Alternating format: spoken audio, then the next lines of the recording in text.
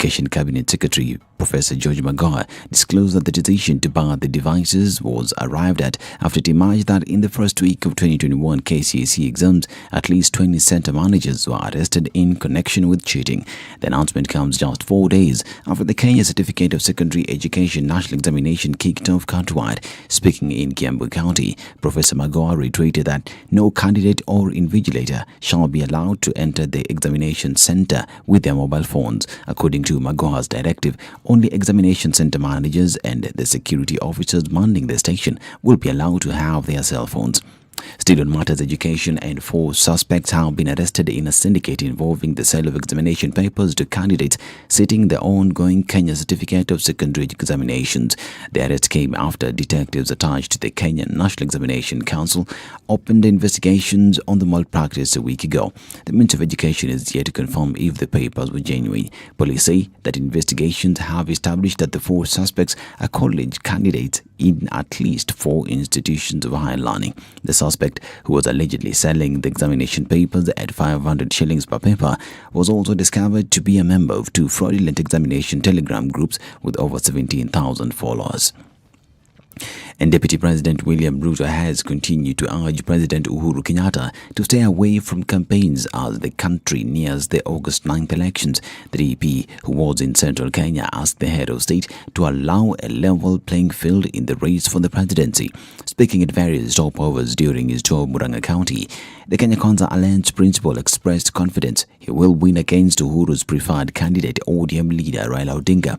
Ruto told his boss that he was not in contest with him, but the former Prime Minister. He maintained that he is the best person to succeed President Kenyatta, even as he promised to create a special fund worth 100 billion shillings to cater for the youth employment if he ascends to power. National Assembly Speaker Justin Muturi has affirmed his position that he will be on the presidential election ballot despite speculation that he would cast his lot with one of the big coalitions. Last week, while speaking in Marimanti, Tarakaniti, he said he was open for talks with other coalitions, but that he would vie as the DP candidate. Muturi, who steered clear of pitching for his presidential bid, asked Kenyans to vote wisely and exercise their right to choose their leaders. Muturi asked aspirants who wish to join the Democratic Party to apply promptly before the nomination window closes. There have been rumors that Muturi could team up with one of the main coalitions, Azimio la Umoja or Kenya Kwanza Alliance. And former Kirinyaga Senator Daniel Karaba has officially joined Jubilee from the Mwangi Kiunjuri-led the Service Party. Karaba is looking to recapture his seat, which he lost to current Senator Charles Kibiru, who has declared his intention to oust current Governor Anne Waiguru at the August polls under a UDA ticket. Interior PS Karanja Kibisho welcomed him to the party during an event held in Kagio, Kirinyaga County. When making the announcement, Karaba stated that his decision was informed in part by the fact that TSP lacked a clear political direction and that the outfit's hierarchy had blatantly disrespected President Uhuru Kenyatta on a number of occasions. And Machakos Governor aspirant Nzioka Waita has said he is sure of trouncing his opponent in the August polls. Waita, who is banking on his track record after serving in the public service for the last 7 years, assured of transformative leadership that will see Machakos elevated to city status if elected governor. The former State House Chief of Staff Rubbish claims that he had pulled out of the race to be Raphael Tujo's running mate in Nairobi. At the same time, Waita warned Ukambani politicians from other regions against imposing a gubernatorial candidate to the people of Machakos. Waita will battle it out with aspirants including Wavinya Ndeti and Mavoko MP Patrick Makau, both vying under the Wiper Party. Others include Machakos Deputy Governor Francis Maliti and County Assembly Speaker Florence Mwangangi. And over 17,327,143 COVID-19 vaccines have been administered across the country as of March 19, 2022. The latest figures indicating the government is on course and will most likely surpass the 60% of the population targeted for vaccine by the end of this year. The uptake of booster doses is also in the increase, with the ministry putting the figure of those who have taken an additional dose at 260,625. Nairobi is leading with 1.4 million people who are fully vaccinated from a target of 3 million by end of the year. This is Newswire. Dennis Seto. Good morning.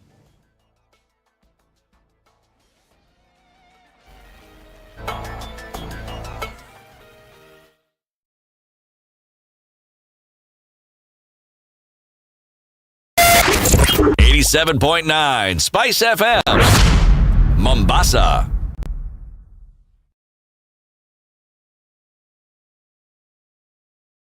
The following takes place between 6 a.m.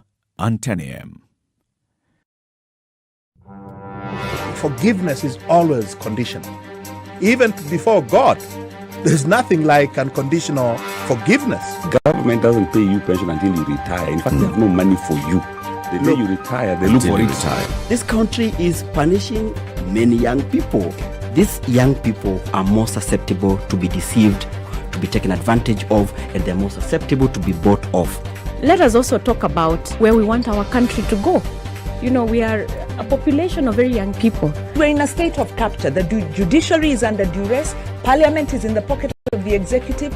You don't sit and wait for the regime to topple itself. It will never do so. By the way, let me tell you, these guys are so persuasive. I'm telling you, they can persuade you to sell your grandmother. I'm telling you, they can sell sand in the desert. City, has anybody on this program said to you as a guest, saying, "Oh, shut up, we don't want to be told what to do"? Have you ever that kind of... Has anybody been I will not listen. A bit of advice? Because you're working on the premise that we should all pay heed to these proverbs. It's a very suspect notion. This is the Situation Room, the only way to start your day. That it looks like it won't be too difficult to start. Not too much traffic in the city this morning. We're looking at it building up just a little bit here and there on the thicker superhighway. It's going to come into the city in a short while. We'll probably see that build up. Industrial area looks pretty good. We're looking at the eastern part of the city, not clogging up at all, except for a little bit of a stretch on the Jogo Road. This morning getting out towards Landis. Landis is free and clear, however, going to the Kamkunji roundabout. Shouldn't have too much of an issue there. We're seeing some action on Gong Road and a little bit coming out of Westlands, but again, nothing too crazy. We'll see what it looks like a few minutes after 7 o'clock. Actually, a few minutes after 6:30. We'll take a look at see how Monday is going to pan out. Let's talk, guys, on SpiceFM KE on Twitter. Text 40127. Let's keep things moving this Monday.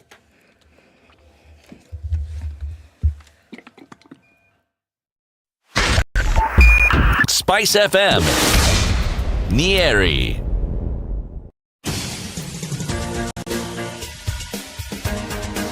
This is the Situation Room, the home of hard-hitting political commentary and penetrating insights about the state of the nation. This is a talk radio experience like no other. The Situation Room, a place for hard truths, debates, and elevated conversations. The Situation Room, witty, political, engaging, deep, controversial. In the room, we have C.T. Muga, researcher, academic, seasoned political observer, a fountain of wisdom in these politically uncertain times. Ndu Okoh, Nigerian by birth, Kenyan by choice, communications expert, Pan-Africanist, a truth seeker and believer in people power, and Eric Latiff, agent provocateur, the man in the chair, seasoned journalist, news hound, a man who believes in punching up, not down. This is the Situation Room, the only conversation. It begins. How are you doing, Ndu? We are laughing because City is out there doing city things. Yeah. How are you? Fine, thank you. Good morning. Good morning. How was your weekend? My weekend was all right. Yeah, I'm trying to remember. You're trying to remember what happened in the weekend? Oh, okay. I didn't really do much, I guess. That's why. I just remember it was very hot. And for somebody like me who likes the cold, cool weather, it was a bit disturbing and tormenting because all the sons and all her sisters came out. Yeah. So, you know, I would have preferred it. Look, I'm not one of those people who say, "No, let the sun." No. I like that the rain and the cold come. But yeah. So you're still waiting for the rain and cold? This is the final week of March. It is. And when the rain comes, you will see clearly. City. Yes. Thank you for joining us. We saw you greeting your constituents. That's our guest at 7 o'clock. So you are still doing your CS out there? Now, I was getting her relaxed because she seemed very anxious. Kazi ya kujipea. No, when someone gives themselves something. No, she seemed very anxious. Eric, what I was doing is just getting her relaxed. You've got the right idea. You've got the right idea, but the terminology is wrong. In kazi ya kujitafutia.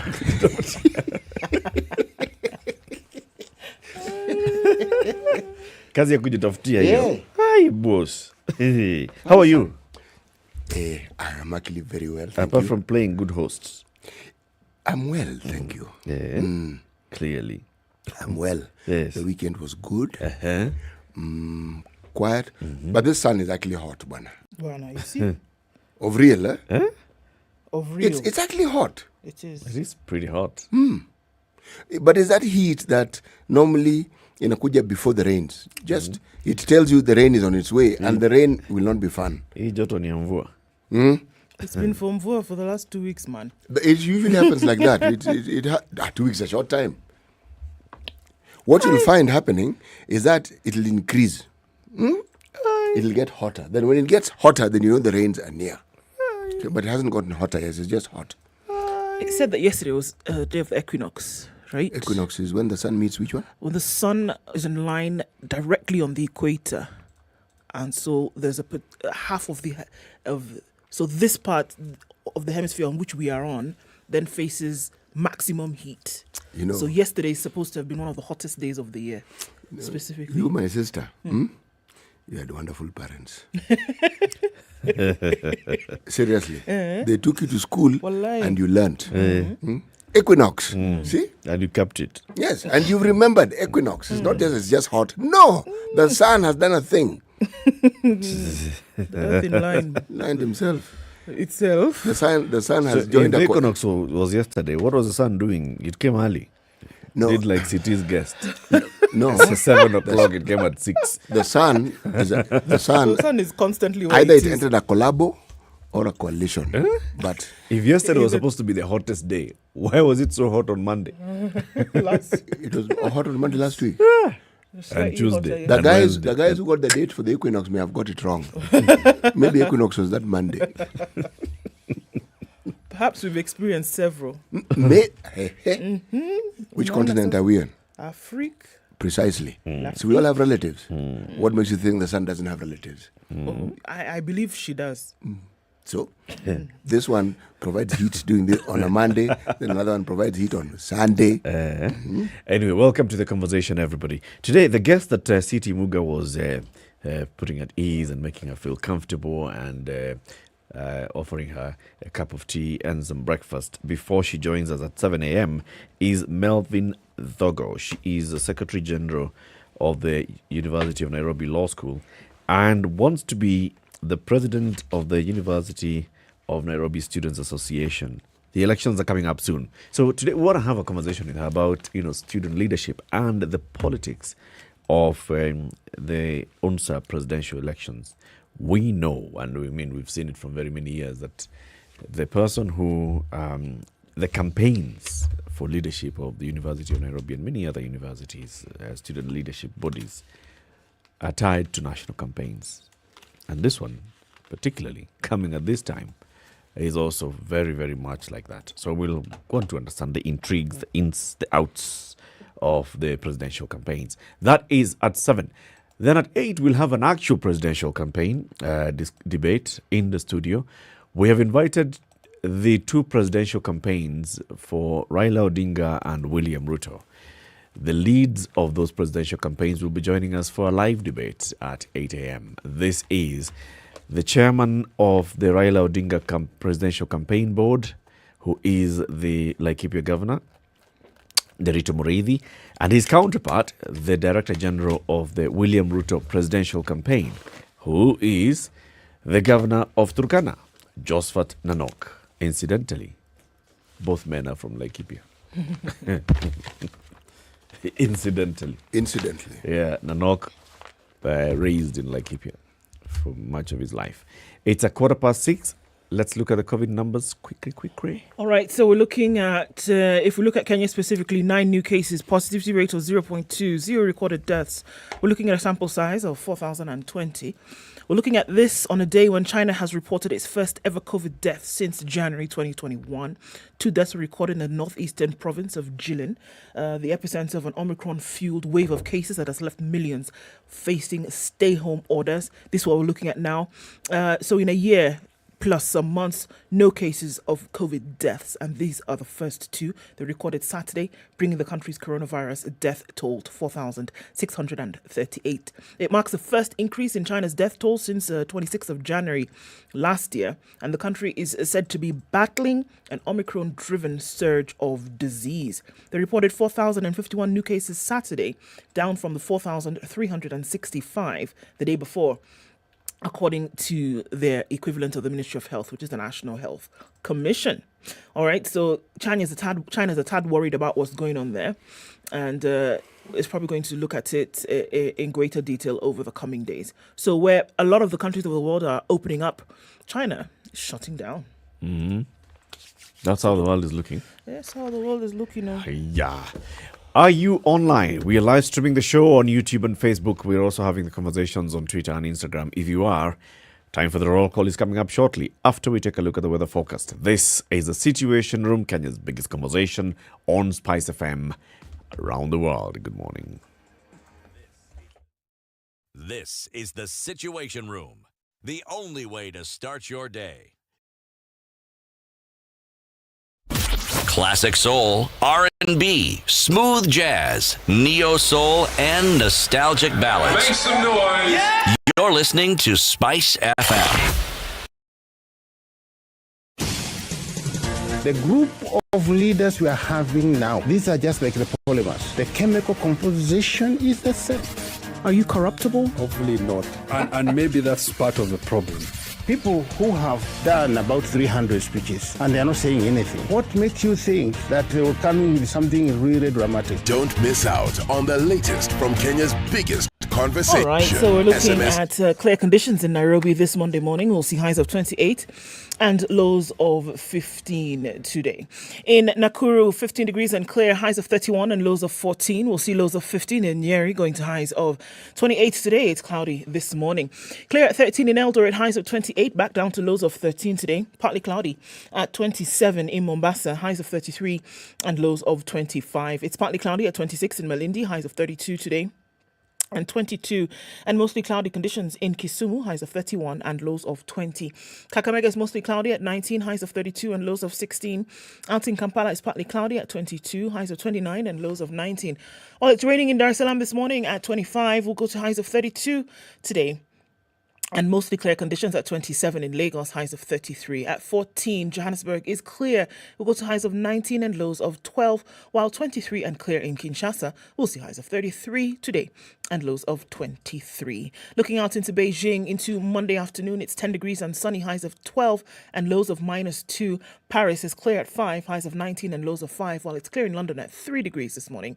We'll see highs of 17 and lows of 3. And New York still Sunday night, beckoning spring at 7 degrees. It's cloudy coming into Monday. We'll see highs of 16 and lows of 7.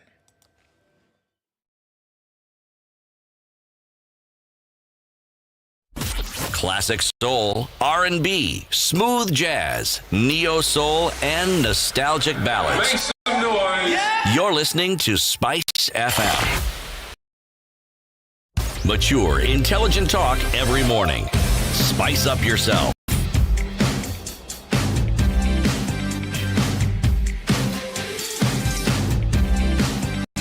Mornings done right. 94.4 Spice FM. 19 after 6. Edwin Washira is tuned in from Nairobi, and he says, Jua Kali sana. Yes, the equinox actually did happen yesterday. Have a good day, team, to you too. And greetings from Langata Road. Langata Road is clear today. It says Zest, and he says prayers for Kerio Valley. Just yesterday at lunchtime, some bandits sprayed bullets on guys and their Shamba, killing 2 and injuring several. Yes, we know that conflict is still continuing. Indeed, it was an ugly day yesterday. It really was. Tuned in from Nyali, Tyrone Swear Wood Ajigo says good morning. And Johnson Odaro says good morning. Tuned in from within County 047. Say a big hello to CT Muga Jack County Wadwa. Mwenzetu. Okay. Oh, those things just mean Mwenzetu. Johnson, good morning to you. Aweri Ngeve says good morning from Karaine. Did I say that right? In Kerugoya County. I want to say Karaine. Mohammed Safiri says, good morning. Have a blessed week ahead. Tune in from Doha. MCR is in Kalitini in Mwingi Central Constituency in Kitui. George Toll says, Kisumu tuned in this morning. Yasunda tuned in from Kenya. Okay, great. Good morning from Juja Farm. Of course, with the Mount Kilimanjaro view. It's the International Day of the Elimination of Racial Discrimination. There's a day for everything, man. Yes, this was established a long time ago. Yes. And if you feel a day hasn't been set aside for something important, go ahead and make up one. Just say so. It is the day, and then start to celebrate it, call some caucuses here and there, put a balloon in the sky, and you're good to go. Yes. Okay. Willie Bazu says, good morning, and Jose J is streaming in from Nakuru. And there he is in all his glory, Mr. Eric Latiff. And he's Enyati Nyabu. What? Slowly, break it. Enyati Nyabitunwa is tuned in from Nairobi this morning. Yobeshe is also tuned in as well. Very nice names this morning. Pamoja Sana Nasalimia Sasha. Okay, Jenga is saying hello to Sasha this morning. Daktari Conte. Phil F.A. Collins says good morning. Jose J says good morning, tuning in from Nakuru. Today we see you all. Thanks for joining us. Karibu. Yes, everybody, welcome to Kenya's biggest conversation. CT, yes. I wonder where you're taking us today. I have Proverb of the day, brought to you by Communications Authority of Kenya. Mali. Mali ya nani? Mali gavi. Mali ya mwenzio sio mali yako. It was a song. A deaf man may not have heard the thunder, but they will surely see the rain. A deaf man may not have heard the thunder, yes, but they'll surely see the rain. Yes. I guess my window. Can feel the rain. I can feel the rain. That song, like Millie Jackson. My window. Was that Millie Jackson or was it? One more time, please. For yes. Yes. I think it was also sampled by Prince, was it not? Prince did sample it. That is a proverb from Mali. Mali. What's the capital of Mali? Begins with the B. Bamako. So kama Bamali Bamako banataka ba proverb. Bana badef. Bana badef. Bana sikia mvua. Lakini bana. Kini bataona. Batanyeshewa. Okay, CT. Proverb of the day, brought to you by Communications Authority of Kenya. Teach your kids about online threats and how to stay safe online by reporting incidences of internet misuse to ke-cirt.go.ke or call 0703 042 24 700. minutes after 6. Time for us to start looking at the newspaper headlines. www.standardmedia.co.ke or go to Google Play Store and Apple App Store and download the Standard e-paper app. Okay? You get access to the papers. Let me start with this one. It is not a story. It is a complaint. You're talking about very many days. Today is also the International Day of Forests. Today, the 21st of March. And the East African Wildlife Society has taken out a full page to make noise with an open letter to President Uhuru Kenyatta, His Excellency, the President of the Republic of Kenya. Got it. His Excellency, President Uhuru Kenyatta. Dear Mr. President, they say, as the world marks the International Day of Forest today, the Kenya Forest Working Group, a multi-stakeholder advocacy network hosted by the East African Wildlife Society, wishes to express its concerns over the state of affairs in our public forests. We think that Kenya has little to celebrate, mainly because the state institutions tasked with the responsibility to steward the country's forests on behalf of citizens have apparently abdicated their duties. How else would one explain the fact that some members of parliament have dared to bring to the House a proposal to amend the forest protection law that could allow a return to the bad old days when huge chunks of forest land were carved out at will and converted to human settlement or farmland without due regard for the ecosystem services derived from forests? Under the Forest Act of 2016, only the Kenya Forest Service has the sole mandate to review petitions that seek to have forest boundaries altered after public participation. Parliament can only act on what KFS has recommended. But before Parliament, there's a hastily introduced bill that seeks to repeal Section 34(2)A of the Forest Conservation and Management Act, a move apparently designed to emasculate KFS by taking away its mandate to review and make recommendations on any proposed public forest boundary alteration before they are submitted to the National Assembly. Basically, there's a bill before Parliament that was hastily introduced according to this lobby group, and this bill seeks to say, if you want to excise some forest, just have conversations amongst yourselves and decide that forest boundaries need to be moved, and then go to Parliament, and that happens. The Kenya Forest Service, no. That thing of saying that, they're the ones who will actually act on it and come and tell Parliament this is a recommendation. Remove it. We don't need it. Repealing Section 34(2)A is tantamount to shooting ourselves in the foot, rendering all our national forest and conservation efforts a charade. So, they say, as conservationists, we are puzzled by the lack of further parliamentary action on the amendment bill. It gives us no comfort. We are inclined to suspect the silence on the part of Parliament on the matter could be a ruse, a delaying tactic, to give the impression that the motion is being held in abeyance, only for the House to spring a surprise and pass the amendment bill in the dying days of the current Parliament.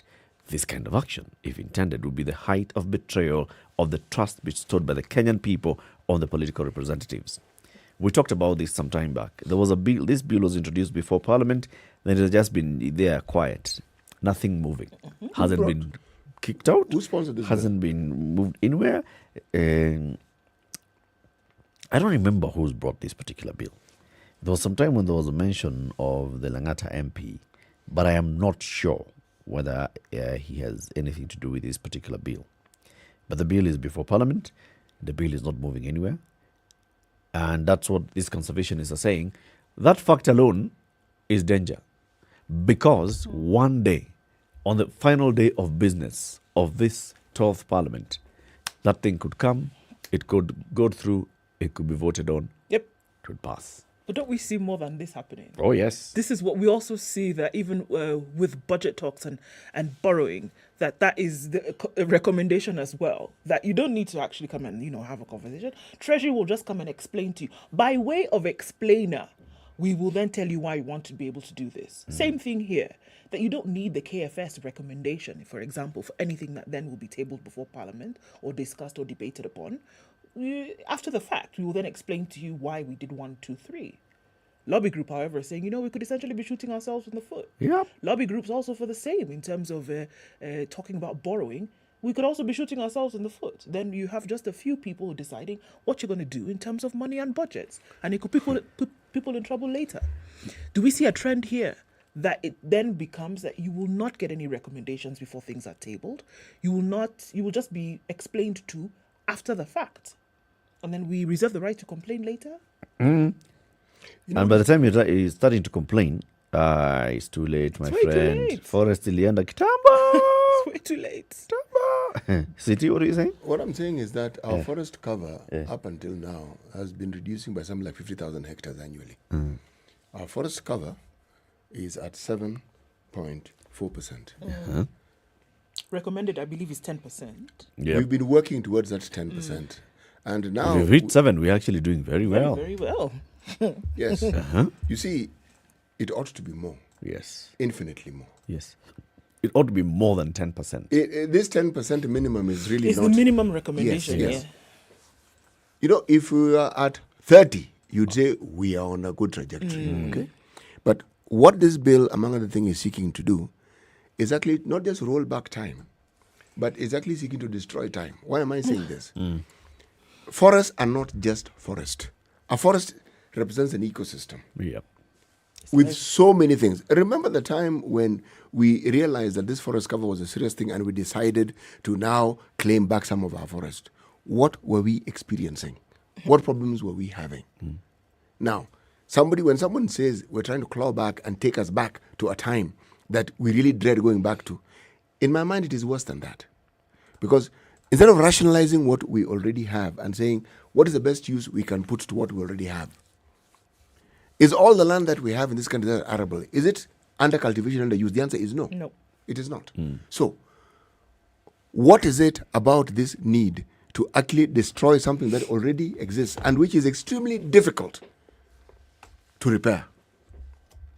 But this seems to be the path that our erstwhile parliamentarians have determined to go, in keeping with tradition. With. You know, and even worse than that, for me, I see that because previously I would have said maybe they don't realize the danger of, letting these forest lands waste away. But then I think it's even worse than that. There is the realization of this potential danger, but then still insistence on going ahead with whatever action. So it means you really don't care about what could happen as a result of this wanton destruction of forest lands. And so it's a little bit worse for me that you see the danger, you are aware of what could potentially happen, but you still decide to go ahead with it because, it doesn't matter. So I think that's a little bit worse than just looking at it and watching it go. Remember in Kiambu, there was a lady by the name of Joanna Stutchbury, who was killed. Yep. One of the things that was known about her was that she was a conservationist. Now, the thing that is clear is that there are many people in this country, especially, and unfortunately for us, they happen to be in positions not just of authority but of power. They think nothing except to find ways and means of increasing their economic gains. So this discussion of the future, this discussion of nature, the discussion of the environment, it's only a discussion insofar as they can see that we will make more money if we reduce forests. Now that's an environmental discussion. Yes. Anyone who's standing in our way should be gotten rid of. That's an environmental discussion. Oh, yes. Yes. So now, you tell me, at the height of that discussion, in the Moi era, Uhuru Park was going. It was gone. Karura was gone. Gone. Ngong Forest went. Gone. Didn't just go. You're yes. right. So Mau went. And we have suffered as a result of these things. Here's the bill. So the bill is the Forest Conservation and Management Amendment Bill of 2021. That's before Parliament. The memorandums of objects and reasons. The principal object of this bill is to streamline the procedure for petitioning Parliament under the Forest Conservation Law. The bill proposes amendments to Section 34 of the Act to subject petitions seeking the variation of boundaries or revocation of public forest to the existing requirements under the petition to Parliament under the standing orders of the National Assembly. The amendments also empower the clerk of the National Assembly or a committee of the House to reject any petition that doesn't meet the requirements of the Act and the standing orders of Parliament. Additionally, the amendments propose the deletion of Section 34(2) of the Act to remove the requirement for a petition under the Act to be recommended for submission to Parliament by the Kenya Forest Service. The provision unnecessarily limits the rights of any person to petition Parliament as provided for under the Constitution. The argument here is, you see, currently the law says that any person can petition the National Assembly for the variation of boundaries of a public forest. But then 34(2) says a petition under that subsection shall only be forwarded to the National Assembly on the recommendations of the Kenya Forest Service. Okay? Now, they want to delete that because they say the Constitution says any person can petition Parliament directly at any point. Now, this thing of putting the Kenya Forest Service there is going against the provision of the Constitution. Actually, it's not just going against it. Essentially, you're providing that particular institution direct competition with the Mwananchi. So now, that's where now the debate is. Should you then be allowed to just directly go and petition members of Parliament, and members of Parliament can say, kata hiyo part ya forest? Tunaishi hapa. Sawa. Seriously. you should be able to go through an advisory body. In this case, the advisory body being the KFS. Do you remember the time when there was this attempt to reclaim some of the land which was previously Ngong Forest? Yes. You saw how far that debate went? Just the other day. Yes. Now, you see, the problem is, you start that discussion, I will ask you, how far back do you want to go? You can go very far back. Yes, exactly. And the issue which will be at the heart of the discussion was not you claiming, or should we say changing the user, or altering the purpose of that land. It's processes. Yes. Indeed. Because some of those, something like the Met Station, the meteorological department that we see, believe me, that was Ngong Forest land. But due diligence was done. Sri School, Forest. Due process was followed. Yes. Yeah. And when due process is followed, it is okay. But the way we are going about it is like our erstwhile legislators are looking for a shortcut to acquire land and damning everything else that is about conservation. It's 24/7. Let's take a quick one. Take a look at the traffic.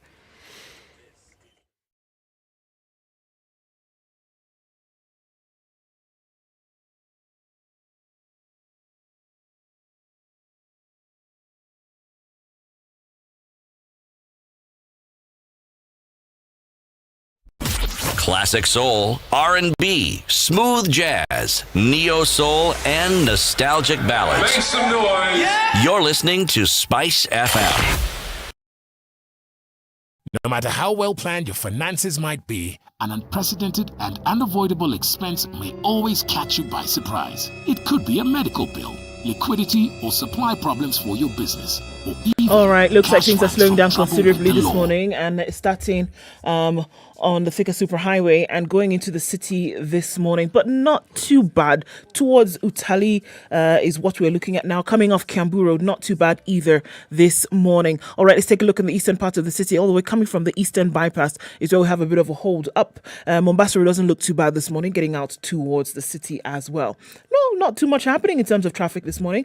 Coming off Wayaki Way, then towards the city, Chiroma Road is looking pretty good. Chiroma's looking pretty good. Coming out of State House through to Kilashwa, out in that direction also looks pretty good. Perhaps folks are still on weekend. Let's wait and see. But for now, looks pretty good. You can use most of the roads without too much of a headache. Let's talk on SpiceFM KE on Twitter. Text 40127. Either way, let's keep things moving.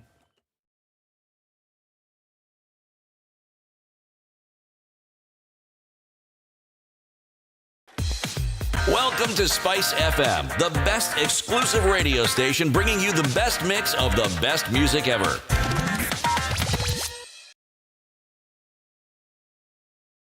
Mature, intelligent talk every morning. Spice up yourself.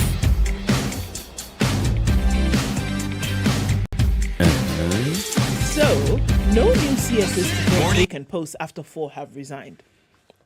Okay. With just 4 months left to the polls, it is unlikely that Uhuru will appoint new members. I didn't see that either. A number of CSs have taken up extra roles to cover for those who left to join politics. Almost a month and a half since close to 30 senior public officials, including cabinet secretaries, resigned to seek elective offices. President Uhuru Kenyatta is yet to appoint their substantive replacements. However, Standard learned that the president has over the last 3 weeks reorganized his team, with a number of cabinet secretaries taking up extra roles to cover for the positions left vacant. Mr. Kenyatta opted not to appoint new CSs and instead seconded part of his cabinet to take over and fill the vacuum left by 4 ministers who resigned in February to vie in the upcoming polls by assigning more duties to the remaining CSs. So, what does that look like? Defense CS Eugene Wamalwa was appointed to run the devolution docket that was left without a CS following the resignation of Mr. Charles Keter, who is now vying for the Kericho governor's seat. Wamalwa has previously headed this docket before handing it over to Keter last year following a cabinet reshuffle. Other members of cabinet who have taken up extra duties include Transport CS James Macharia, who now doubles up as CS in charge of water and sanitation. And that was previously held by Mrs. Cicely Karaoke, who is eyeing the Nyandarua governor's So Macharia is now infrastructure, roads, housing, public works, ports, transport, then maritime, you give him water and sanitation. Why don't you just throw in forestry? While we're at it. I mean, This man is busy. Good grief. Energy Cabinet Secretary Dr. Monica Juma has also been given an additional role in the petroleum and mining docket that was under John Munyes, who is now an aspirant for the Turkana governor seat. Industrialization and Trade CS Betty Minor has taken over the East African Community and Regional Development Ministry following the exit of Mr. Aidan Mohammed, who is now eyeing the Mandera governor seat. Meanwhile, the fate of positions left vacant following the resignation of several chief administration secretaries remains unknown. But the country's is moving. Moving forward. Well, it's just a couple of months. Yeah. We can handle it. There are 3-4 months. There are principal secretaries. I think what would be important to know is the PSS that resigned. What's happened there? Because that's where the real work takes place. Right. Did you know that 10 million Kenyans risk going blind in 10 years? 10 million Kenyans risk going blind in 10 meaning years. one moment you're seeing, the next moment it's you're not. permanent darkness. What would cause it? Well, the thing is, one, they say most Kenyans fail to go for regular checkups, just eye checkups. And I would say, yes, they do. Because eye checkups fall under the category of healthcare seeking. And what they're saying is that there are certain diseases that affect the eyes that are simple in nature and are very easy to deal with. But when you do not give them the due attention in good time, then some of the processes that they begin become irreversible. Now, this is something that has been brought to the fore by the Kenya Society for the Blind. And it says that 20 or 30 people go blind literally every month. And they have to provide should we say, help for them to adapt to this new way of life. But from what? What are they going blind from? Disease? Accident? What? So what are the leading causes of this blindness? The thing is this, they say there is an increase in non-communicable diseases. Talk about diabetes, talk about blood pressure. Yeah. Now, these have a very, very direct effect on the eyesight. Yes, exactly. But diabetes seems to be something that they flagged more than even blood pressure. And they're saying this is something, even among younger people, whom ordinarily you would not find having such complications. Okay. Now, my own addition is that when people understand that the care you seek may not be available in hospitals, people simply change their minds about going to hospitals altogether. Because it's public hospitals that people went to easily. Yeah. There are those who also claim that some of the beauty products that are used by ladies, eyeliners, eye this and eye the other, they themselves may also contribute, not necessarily significantly, but they contribute to affecting the eyes. And they compromise what you call the health of the eyes. Okay? Now, it may seem like a matter that shouldn't actually be given attention. In the 70s and 80s, when discos became the thing, one of the things which were the hallmarks of discos was very loud music. So loud you couldn't hear yourself. Right. Now, 20 years down the line, places where the disco had been the rave and people and all over the place, there was an alarming rise in the number of people who are going deaf.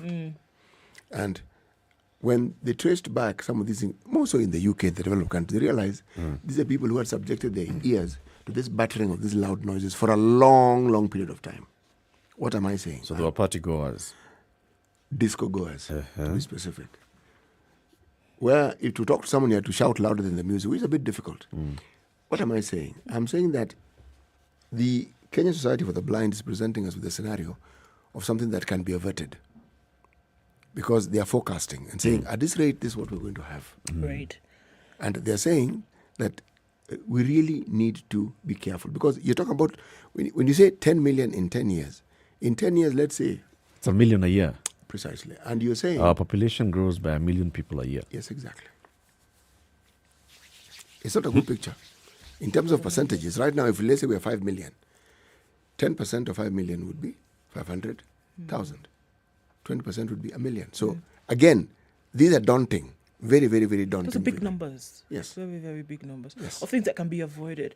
I mean, and then I think the call regularly is that, health-seeking behavior would include then towards preventative care. Yep. This is essentially what we're saying here. Yep. For people to go out and make sure that everything is okay requires then that behavior or that action to be affordable. Yes, and also people are seeking curative care when things are too late. When the preventative aspect can actually be adhered to, Yes. can be attended to, and they're suggesting that just these partnerships that the government has with, say, Lion's Eye Clinic organization, charitable organizations, they're saying the truth of the matter is that many of these conditions that affect the eyes are preventable. So when people understand, for instance, if you're going to use a beauty product, understand the chemical composition so that you know what it can do to you. Right. All right? If you happen to live in an area where there's a prevalence of certain microbes that are harmful, just making people understand certain basic things. If you can do that, then you will prevent a great deal of these problems. Sure. Extremely important. It's very, very important. Locusts. Okay. They came, they did their thing. Mm-hmm. Then drought came. It's been doing its thing. Now, the national government has embarked on a plan to compensate farmers who are affected by the locust invasion over 2 years ago. 2 years, eh? Okay. The government has embarked On a plan. Through the World Bank funded Emergency Locust Response Program, 2 years later. Beneficiaries in 15 counties that were hard hit by the pest in 2019 will receive compensation. In Turkana County, farmers in 10 wards will receive 36 million shillings after locusts laid to waste more than 15,000 hectares of crop and pasture. According to county authorities, the desert locust invasion reversed gains that had been achieved through investment in crop production in various irrigation schemes. Agriculture and Pastoral Economy Executive George Emoru from Turkana says they have already mapped out of the 10 worst affected wards to benefit from the first phase of this program. He says the money will be channeled through community-driven development committees. The beneficiaries from these wards will receive that money. The grant is aimed at supporting both farmers and herders to restore their productive livelihoods for sustained food security by venturing in both livestock and crop production. He says the county officials from both agriculture and livestock sectors will monitor the committees to ensure the funds are prudently spent. They'll receive 36 million shillings in 10 wards. That is 3.6 million shillings per ward. This is actually going to be done, or it's for we're saying embarking on a plan. It's a World Bank funded emergency locust response Okay, program. Prudently spent, Eric. You cannot use such a statement and not think of something that occurs every year around such a time. Once the Auditor General releases a report on the counties, then the Senate finds work to do. Yes. And then they summon these wonderful individuals. When I read these reports, I understand why so many governors who can no longer be governors simply because they've served 2 terms are fighting so hard to be relevant. Because they'll be former governor and former excellencies in that regard, but they must find some relevance and find a place that they can lay their heads to rest. Now, what is of interest is that in the year 2018 to 2019 financial year, there were 2 counties that the Auditor General did not flag and did not say had any issue. That was Nyandarua and Makueni. Unfortunately, 2019-2020, the period that is now under review, none have a clean bill of health. None. And the Senate has scheduled governors to come before them to make explanations for every single day. Now, I must say this, an audit query is just that, a query. Money was spent, they don't understand fully how this money was spent. They're not saying you took the money. They're saying, please come and explain. But you must also understand, before it gets to that stage, when they came to your county, because they usually do, to your county, they talked to your finance people and said, this thing here, explain it to us. And they were unable to explain it. Because if they explained it, then it is ticked. Meaning explained satisfaction. If it is not explained, then unfortunately, as they say, there's a spot of bother. There was insufficient explanation. There was insufficient. I mean, there are rules and regulations that guide these things and the expenditure. You don't just spend the money willy-nilly as you see fit. No. But then, what should that procedure look like? So, auditor comes, auditor goes through all the documents. Auditor goes through expenditure, requisitions and all, and receipts. Then auditor has some questions here and there. They send you the questions. They do. They say there are queries 1, 2, 3, 4. They do. Okay. They give you time to prepare. And they give you time, and then you respond. Yes. So in the end, when the auditor then prepares a report and flags some areas, what should the next steps be? I think long before they flag those areas is this. The governor, the responsible financial officers are required to come and give after all, it is them who are in charge of the finances. That's part of the process. Yes, exactly. Now, if the response is inadequate, then your boss is told, come and explain to us this thing. Okay, but I'm saying at the very end, when the auditor has prepared their report, they have gone through all those stages. That's what you're asking? Yes. The Ethics and Anti-Corruption Commission certainly finds it has worked, depending on what the issues are. Okay? If the money which was spent lends itself to the thinking that perhaps it involved something corrupt, then other government entities now have to come into the discussion. Because, as you say correctly, is it that they just find something was wrong and then they say, okay, we found it was wrong, it is okay. Let's move on to the next year. No. Some action has to be taken. Indeed. Yes. And usually, there are things which you are asked to simply go and rectify because it's not of a criminal nature. It is neglect. It's something that you can sort out. So the details that appear in the auditor's report is then fodder for these other agencies to then step in. But that's what they use, actually. Which is what they use. Yes. So the report... But not all of them. No, not all. But by the time the auditor's report comes out, these questions, these queries that we're asking have already been raised. Yes. Right? The information or lack of information has been given, and it comes out in the auditor's report. We asked and we were told 1, 2, 3, it was not adequate, so it remains unresolved. Yes. But it is in our report. Yes. In their part as the auditors, theirs is just a report. And they've said, this is what we have reported. This is when these other agencies then would come in and say, okay, hold on a minute. Perhaps we ought to be finding more. Parliamentary committees say, based on auditor's report, this and this and this did not happen. Now tell us, thereafter an investigation would or then be established. Then you now go, if need be, into a judicial process, etc., etc. I think just like in the case of companies, an auditor's report will also come with recommendations. Because sometimes it's not indicating that there was foul play. No. It is basically indicating loopholes in the system. Yeah, and if there's something hanging, it's hanging. And then it recommends that, you know what, this one you need to do 1, 2, 3. About this. About this. Like in the case of the hiring of an officer in the judiciary. There's an officer, there's a position that has remained vacant. There's been somebody who's been acting. There have been several attempts at filling out this position. This is an issue. Indeed. This is an area that needs to be tightened. Something needs to be done to make sure that this thing moves on. Doesn't necessarily say that there's foul play. But then, those recommendations and all those reports, who is supposed to action? So Auditor General's reports, they come, we see the Parliamentary Accounts Committee, we see the equivalent in the Senate, they summon all the governors and the people responsible, and then what? The Senate has been known to complain about that very same thing. Saying that we send these reports to the authorities that are concerned, that are supposed to deal with the nitty-gritties, and nothing happens. This I am actually quoting, this is not something that I am deducing. I'm actually quoting one Mr. Chilo Ayako, who happens to be in the committee that deals with these things in the Senate, saying we go through the due process, we write our reports, we send them forward, and nothing happens.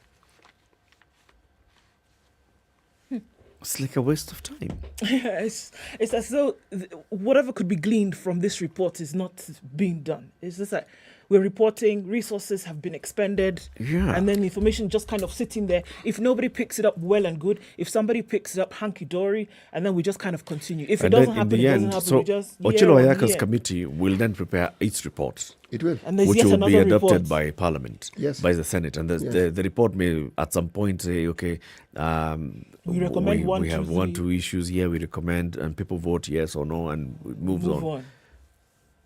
Yes. Just like the PSC reports in Parliament. They say whether it's the DCI, whether it's the EACC. You see, the question that I feel we ought to be asking is, what really then does happen? Because the reports are written, and some of them are fairly damning. Yeah. So what then happens? Is it that the investigations that take place and these queries, have they also turned to be a cash cow? Where you know full well that this report will not only send shivers down your spine, but it may send that spine and yourself some other place that you may not particularly want to go to. Indeed. Okay? So is this opportunity to say, okay, so how do we make this thing disappear? So these things basically are sanitized by Parliament. Yeah. To make it look as because though it's not a big deal. the principal consumer of the Auditor General's report is Parliament. These committees of Parliament. It is. And you see, the Public Accounts Committee sits, looks at the auditor reports, blah, blah, blah. They say they are, they are actually working on a backlog. Right now, they're looking at the 2019-2020. We have another financial year, 21-22, that's ongoing. So that report is not yet out. This is the thing. Then they'll come up with a report. And that report will be presented to Parliament, and Parliament will say, recommendations. It isn't the only adopt the report and move on. Do you remember when we were talking about KEMS and some of the scandals that rested in the headlines for the longest time? Yeah. And we even had members of Parliament in this very, very room explain to us what it is that they did. A lot of some really heated noise was made, and the outcome was barely a whisper. Just smoke. Barely. So. It's annoying. It is. It is annoying. Before we talk about Cipladon, fraudsters. They are there again. Education officials. Stealing exams. Fraudsters are working in cahoots with crooked education and security officials, have been implicated in cases of cheating in the ongoing KCSE. The crooks obtain the contents of the exam when the materials are collected from the distribution centers early in the morning, and they share them with their networks through social media. They then ask candidates or teachers to send money, which is then quickly moved to their bank accounts. One of the syndicates has also been receiving payment through a pay bill number. DCI yesterday said they had cracked a syndicate and arrested 4 college students involved in the sale of question papers. The agency blamed the breaches on an elaborate web of fraudsters comprising school heads, security agents, parents, and college students. The detective says some containers are opened before the official time of 6:30 a.m. to gain access to the exam materials, which are then sent to the crooks who sell the papers for as low as 500 bob. Some charge 5,000 per paper or a discounted rate of 20,000 for the entire exam. Come on. Magoha has been no. Never. We have seen all loopholes. We have gone to London. We went to print in London. Do you remember? Excuse me. Hello. The reason why we went to London is to ensure security. Sure security was tight and that there will be no leakage of these exam papers. We went to London. We came back. We gave assurances and said, without a doubt, every single loophole has been sealed. Cheating, exam, 2021, 2022. And then this year he nabbed some students, some university student somewhere. I do not blame Magoha. It's not going to anyway, Magoha. It is for Cipladon. I think it requires it, doesn't it? Yes. That on which it dissolves in water. Yes. It is, and there's a big fancy name for it, and it's called effervescent. 2 times as fast, rather faster than your normal paracetamol, sorting out those Monday blues, sorting out those headaches, period pains, relieving fever, aches and pains that are associated with colds and flus, and it can relieve all of this. 500 grams is sweetened with aspartame, and 1,000 mg, has neutral flavor. It's available at all pharmacies near you as well as your Chandarana supermarkets. If symptoms persist, which they most likely will this Monday, please seek medical advice. Good morning. Keep it right here. In the next hour, we talk about university campaigns. Good morning. It's 7 o'clock.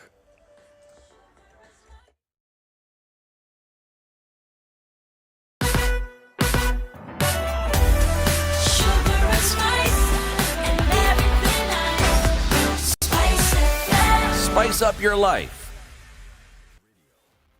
The latest news from around the world. 94.4 Spice FM. Good morning, this is News One. Dennis Aseto. The Ministry of Education has prohibited the use of cell phones in examination centres in an effort to curb the cases of exam malpractice in the country. Education Cabinet Secretary Professor George Muga disclosed that the decision to bar the devices was arrived at after it emerged that in the first week of 2021 KCSE exams, at least 20 centre managers were arrested in connection with cheating. The announcement comes just days after the Kenya Certificate of Secondary Education National Examination kicked off countrywide. Speaking in Kiambu County, Professor Muga reiterated that no candidate or invigilator shall be allowed to enter an examination centre with their mobile phones. According to Magoha's directive, only examination station managers and the security officers manning the station will be allowed to have their cell phones. Now, 4 suspects have been arrested in a syndicate involving the sale of examination papers to candidates seeking the ongoing Kenya Certificate of Secondary Examinations. The arrest came after detectives attached to the Kenya National Examination Council opened investigations on the malpractice a week ago.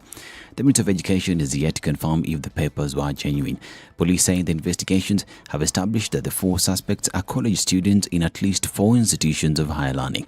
The suspect, who was allegedly selling the examination papers at 500 shillings per paper, was also discovered to be a member of 2 fraudulent examination telegram groups with over 17,000 followers. To matters politics, and Deputy President William Ruto has continued to urge President Uhuru Kenyatta to stay away from campaigns as the country nears the August 9th elections. The DP, who was in central Kenya, asked the head of state to allow a level playing field in the race for the presidency. Speaking at various stopovers during his tour of Murang'a County, the Kenya Kwanza Alliance principal expressed confidence he will win against Uhuru's preferred candidate, ODM leader Raila Odinga. Ruto told his boss that he was not in contest with him but the former Prime Minister. He maintained that he is the best person to succeed President Kenyatta, even as he promised to create a special fund worth 100 billion shillings to cater for the youth employment if he ascends to power. A National Assembly Speaker, Justin Muturi, has affirmed his position that he will be on the presidential election ballot, despite speculation that he would cast his lot with one of the big coalitions. Last week, while speaking in Marimanti, Tharaka Nithi, he said he was open for talks with other coalitions, but that he would vie as the DP candidate. Muturi, who steered clear of pitching for his presidential bid, asked Kenyans to vote wisely and exercise their right to choose their leaders. Muturi asked aspirants who wish to join the Democratic Party to apply promptly before the nomination window closes. There have been rumors that Muturi could team up with one of the 2 main coalitions, Azimio la Umoja or the Kenya Kwanza Alliance. And former Kirinyaga Senator Daniel Karaba has officially joined Jubilee from the Mwangi Kiunjuri-led the Service Party. Karaba is looking to recapture his seat, which he lost to current Senator Charles Kibiru, who has declared his intention to oust current Governor Anne Waiguru at the August polls under a UDA ticket. Interior PS Karanja Kibishu welcomed him to the party during an event in Kirinyaga County. When making the announcement, Karaba stated that his decision was informed in part by the fact that TSP lacked a clear political direction and that the outfit's hierarchy had blatantly disrespected President Uhuru Kenyatta on a number of occasions. And Machakos Governor aspirant Nzioka Waita has said he's sure of trouncing his opponents in the August polls. Waita, who's banking on his track record after serving in the public service for the last 7 years, assured of transformative leadership that will see Machakos elevated to city status if elected governor. The former State House Chief of Staff Rabish claims that he had pulled out of the race to be Raphael Tuju's running mate in Nairobi. At the same time, White warned to combine politicians from other regions against imposing a gubernatorial candidate to the people of Machakos. White would battle it out with aspirants including Ovinyan Deity and Mavoko MP Patrick Makau, both vying under the Wiper Party. And over 17,327,143 COVID-19 vaccines have been administered across the country as of March 19th. The latest figures indicating the government is on course and will most likely surpass the 60% of the population targeted for vaccination by the end of this year. The uptake of booster doses is also in the increase, with the ministry putting the figure of those who have taken an additional dose at 268,625. Nairobi is leading with 1.4 million people who are fully vaccinated from a target of 3 million by the end of the year. Kiambu County comes second with 562,000, while Nakuru County ranks third with 422,000 fully vaccinated people. Tana River and Lamu counties have the least number of fully vaccinated persons at 15,000 and 16,000 respectively. This is Newswire. I'm Dennis Aseto. Good morning.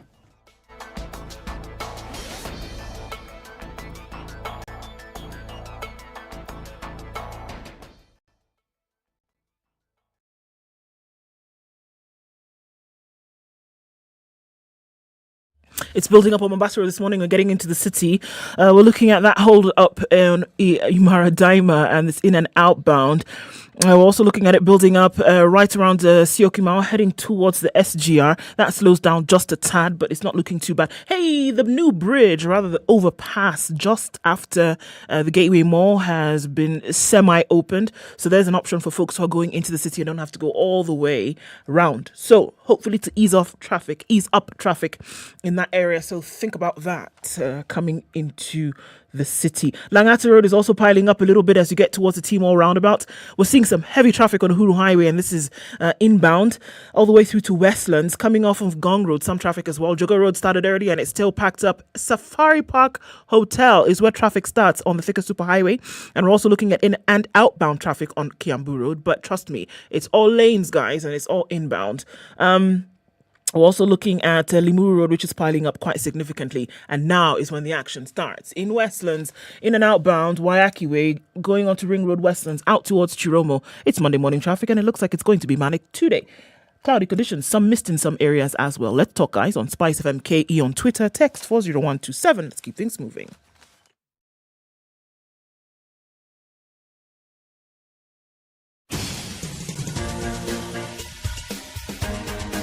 This is the Situation Room, the home of hard-hitting political commentary and penetrating insights about the state of the nation. This is a talk radio experience like no other. The Situation Room, a place for hard truths, debates, and elevated conversations. The Situation Room, witty, political, engaging, deep, controversial. In the room, we have C.T. Muga. Researcher, academic, seasoned political observer, a fountain of wisdom in these politically uncertain times. Ndu Okoh, Nigerian by birth, Kenyan by choice, communications expert, Pan-Africanist, a truth seeker and believer in people power, and Eric Latiff, agent provocateur, the man in the chair, seasoned journalist, news hound, a man who believes in punching up, not down. This is the Situation Room. The only way to start how many your day. minutes now? It is 8 minutes after 7. This is Kenya's biggest conversation. It continues. Welcome to the second hour of the show this lovely morning. This is the 21st day of March 2000 and what? And 22. 20 what? 2. It's still 2022. You want it to be what now? Well, it's okay. I'm still waiting. The president is going to be driving on this road in the next 9 days or so. He launched, did you see he launched a level 6 facility the other day? I saw. And he said he was going to launch people it. that he was previously fighting with. Yes. Yes. So if he has launched that one, what makes you think did he say he was launch? going to launch it in March? That's not the point. Is it not? It's not the point. The president is going to launch that one. So let's hear the day's proverb. We have a guest before we introduce her. Let's hear the day's proverb. Proverb of the day, brought to you by Communications Right. Authority A deaf of man Kenya. may not hear the thunder, but will surely see the rain.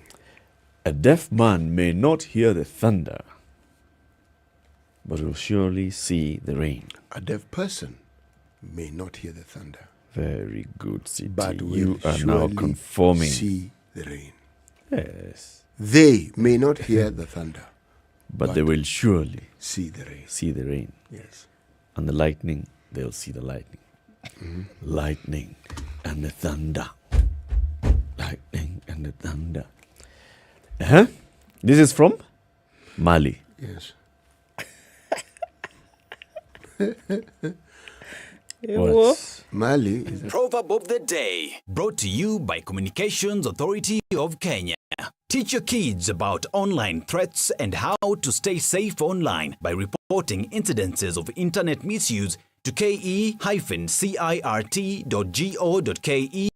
or call 0703 042 700. Mawasiliano kwetu. It's 10 minutes after 7. So let's introduce our guest now in the studio.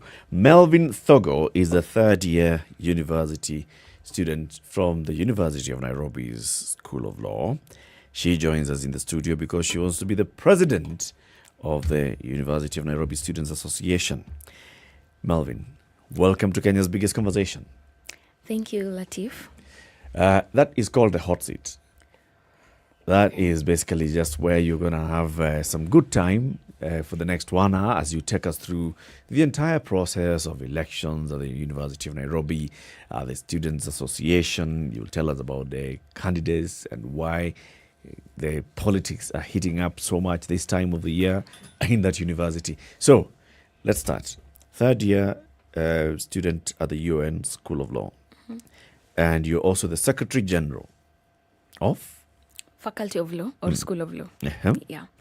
What does that mean? What is the Secretary General? What is your job as Secretary General? As Secretary General, famously known as SG or Madam SG, I'm basically the the student spokesperson. In other words, we'd call it the comrades parrot. Uh-huh. We are known to be the voices. We speak. We are very loud. We are always up and down, running to tetea or to advocate for the students. We are always, like SGs are associated with anything vibrant. Like we are not the laid back kind of people. So for me, that also means a big thing. It's also a very, very political position. And it means that if they trusted you, because as we vie in teams, if they trusted you to be in that position, then it means that they actually value you very highly. And they think that you are this person who cannot be contained.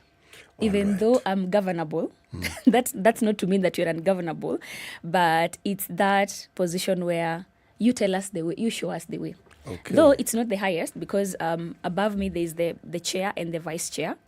But this position, according to the Constitution, we are supposed to just do a few things like keep files, keep minutes, and maybe an admin position.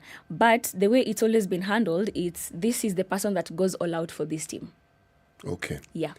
You said you vie in teams? Yes. Please explain this to us. Well, we do not vie individually. Like you'd say, I'm vying for Secretary General. Even if you say that, you still have to be aligned to a team. It's more like, let's say, a political party. It has a name. For example, right now I'm under a ticket called Team Melvin.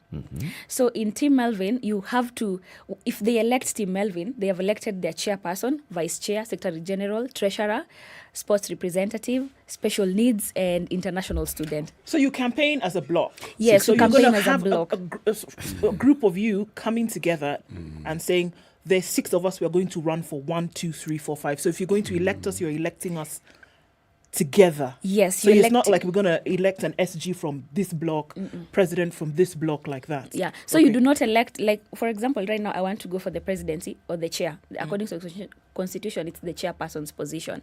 So you will not give me another secretary general from somewhere to work with. Once you elect me, I have aligned the team where I have the chair, I have a vice chair, we have a secretary general and all the other positions. So you elect us, you've elected even the people I have chosen to work with. Yeah. Okay. But they don't have to compete. Who? Campaign. We have to campaign. They're the members, the Secretary General, candidates, blah, blah, Vice Chairman. Yeah, but you see, even as we campaign as a block and as we form these coalitions, we call them coalitions and teams, you also have to, there's someone somewhere who also wanted to vie, maybe as the chair, and then now you compromise, you say, me, I've got the numbers or because of this. I mean, you come to the table and negotiate why you should be the chair, the other person should be the Secretary General or the Vice Chair. So it's coalition building. Basically, it's forming a coalition. Yes, and you see, like right now, whoever is going to be elected in this position is representing all the 13 electoral colleges. So then it means the 7 people in Team Melvin have to come from all the... We can't come from just the same faculty. Hold. You know, we've entered electoral college zone.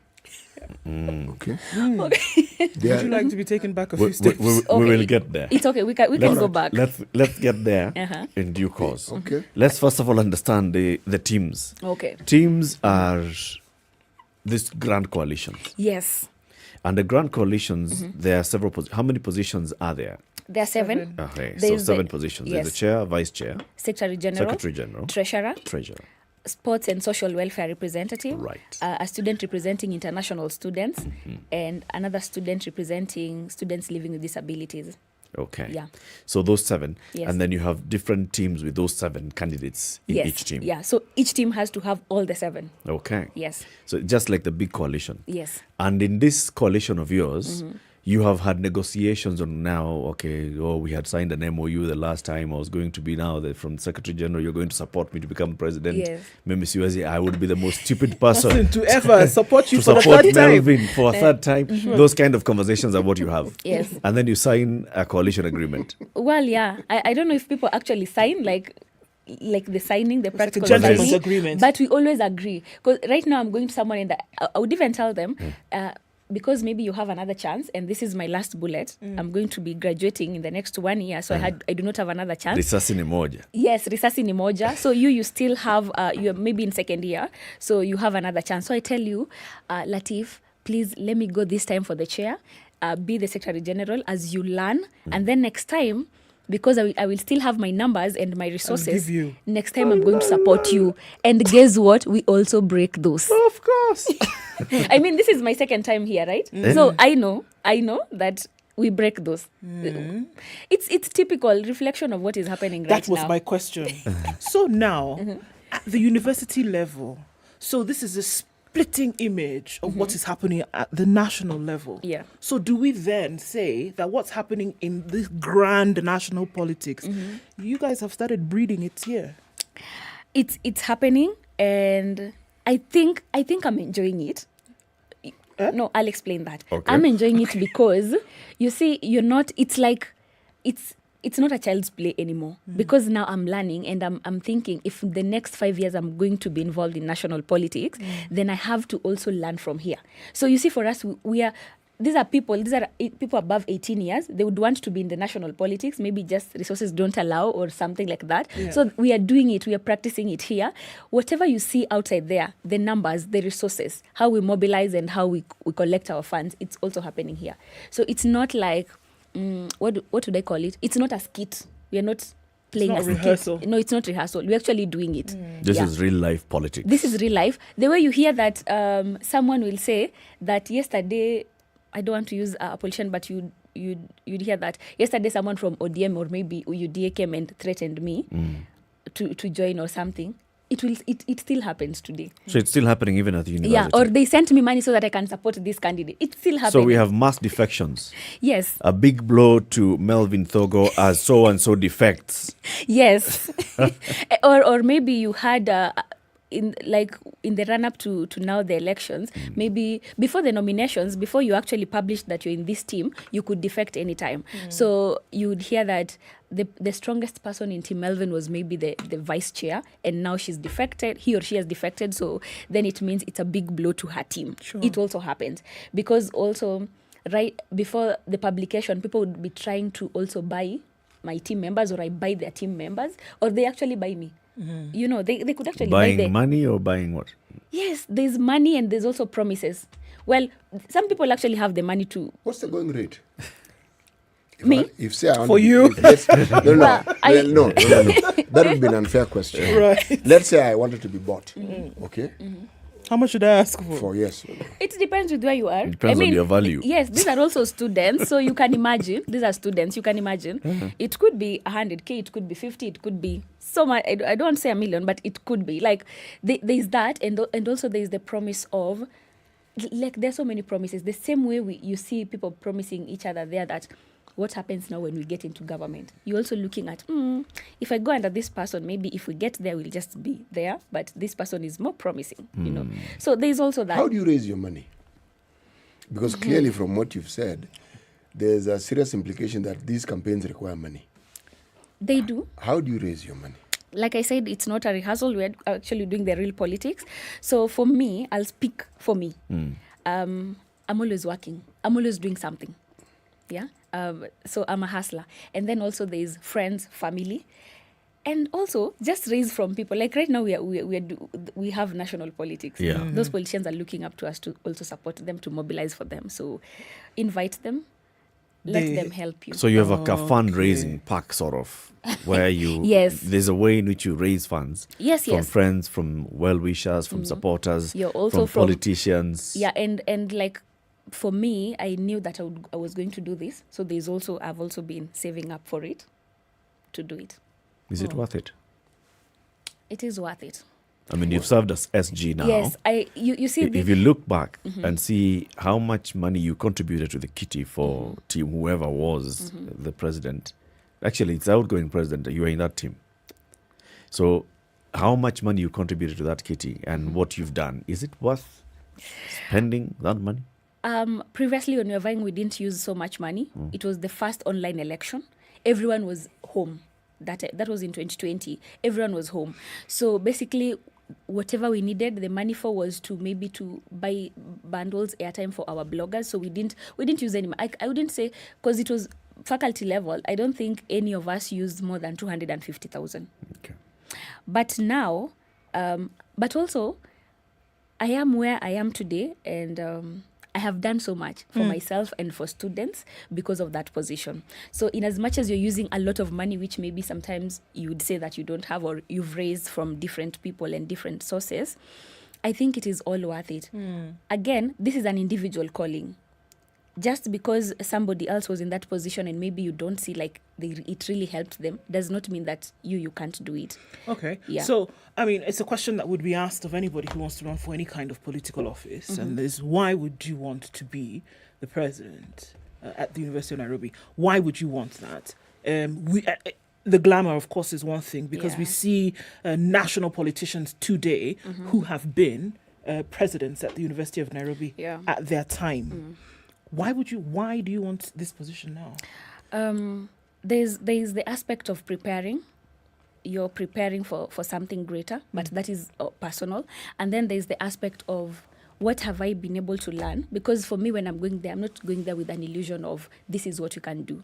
I'm going there with the knowledge and facts that this is what's out to be done. It has not always been done, but now I need to do it. It is also, I'm looking at the welfare of our students. I joined university in 2019, and a few months after joining, we went home because of COVID.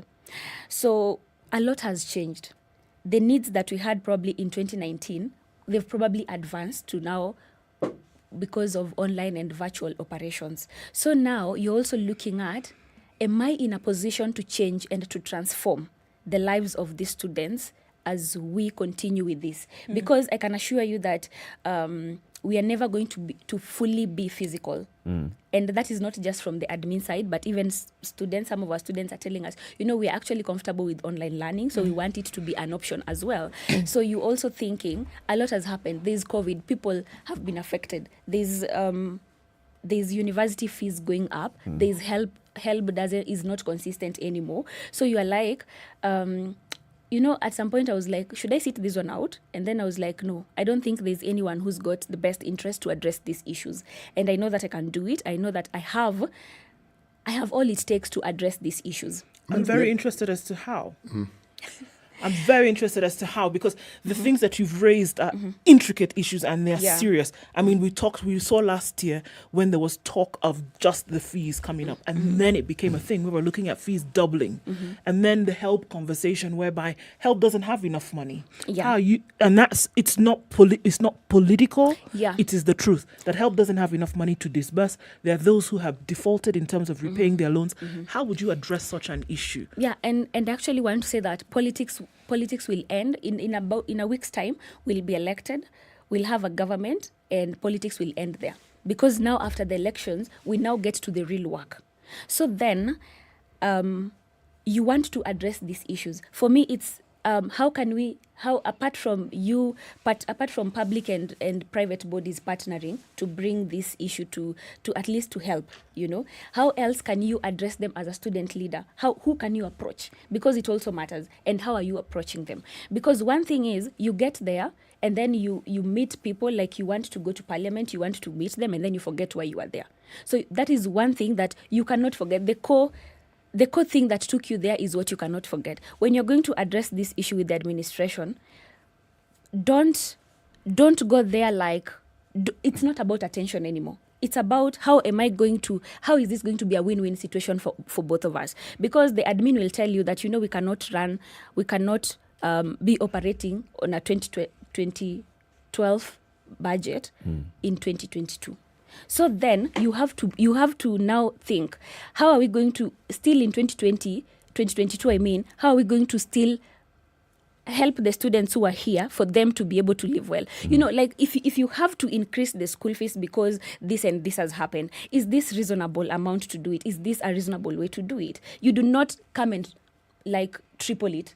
You do not come and like multiply it by 4, because you're also affecting the students who are coming in. You also have to understand, in as much as you as the school you need to run on this budget, these people these people that are affected, COVID has affected everyone. We have students who are not able to go to school.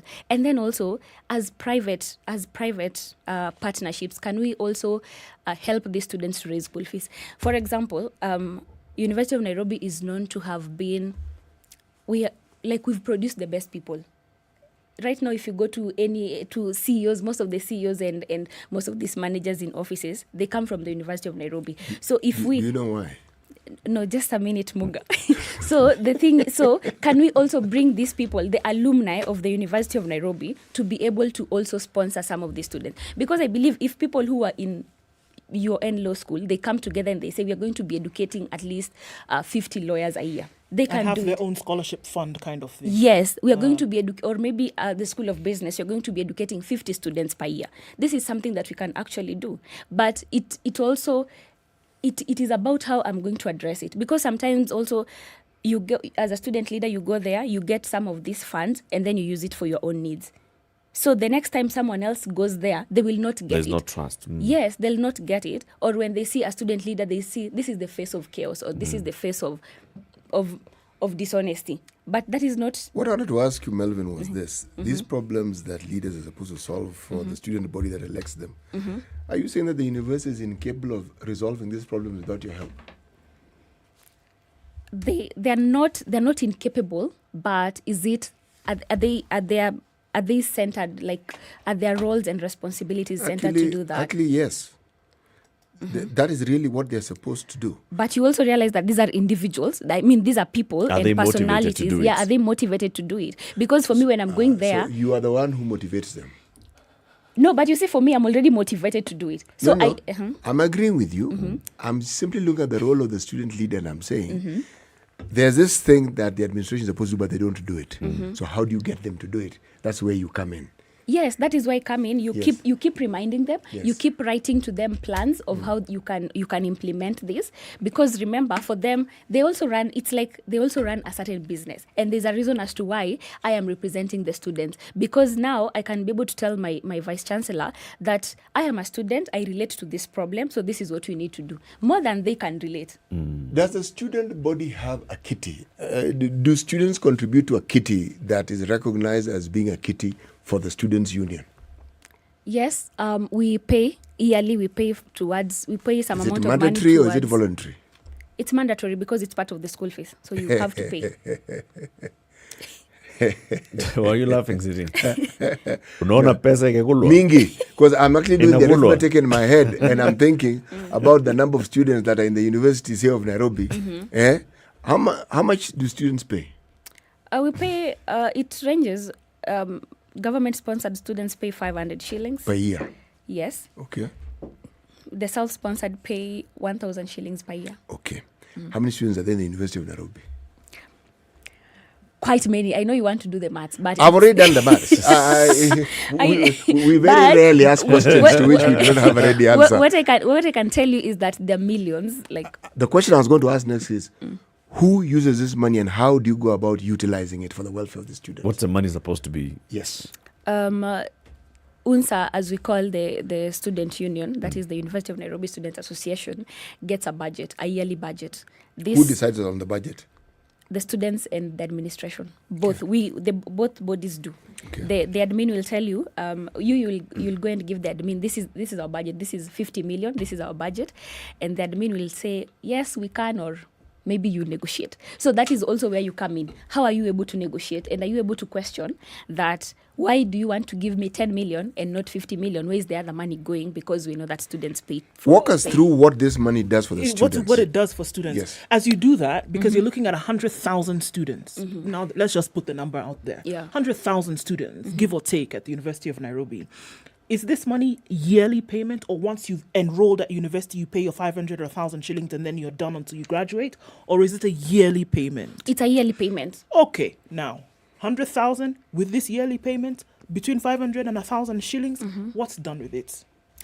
So, as a student body, like I've been here before. So this one you take it for student activities. We have monthly, we have activities, we have events that you're doing for students. These ones are meant, they're not, I wouldn't call them like entertainment. They're part of it, but there are also things like academics, academic activities and all that, mental health, like things that we do, events that we do for the students every month. At least every month we have an event. These events, the budget ranges from one event to the other. Last time the budget was sliced. It was really, really sliced. So we had like almost just 30 to 60K per event. But it should be more with were the students given a rebate or a discount for the payments that they made towards this kitty? Was it slashed from 500 to 300 shillings? Now that the budget No, was it was not. So the students paid the money that they normally pay, and yet the budget was slashed. Yes. Okay. Let's take a break. When we come back, we'll start from that point where who's the custodian of the money? Okay. Yeah. And are there other things that the money should be used for by the school administration? Or is it supposed to be 100% for the use of the students under UNSA? UNSA presidential candidate, that's the University of Nairobi Students Association presidential candidate, Melvin Thogo, is here with us in the studio. She is a third-year student at the Faculty of Law. She's the Secretary General of the Students' Union of the Faculty of Law, but she wants now to rise and become the president of the entire fraternity of the University of Nairobi Students Association.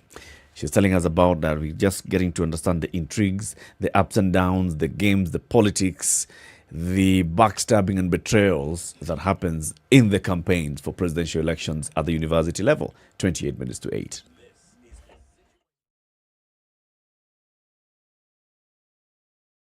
This is the Situation Room, the only way to start your day. Classic soul, R&B, smooth jazz, neo soul, and nostalgic ballads. Make some noise. Yeah! You're listening to Spice FM. The only way to live your best life is to create a balance between work, love, and play. Smoking shisha and releasing things on your smoke like a Subaru. Right. You understand what I'm saying? Yes. And you want God to give you a man who has a mission and a vision.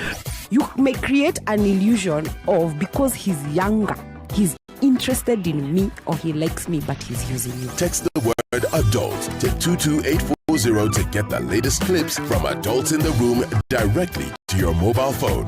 SMS adults to 22840. The Adults in the Room.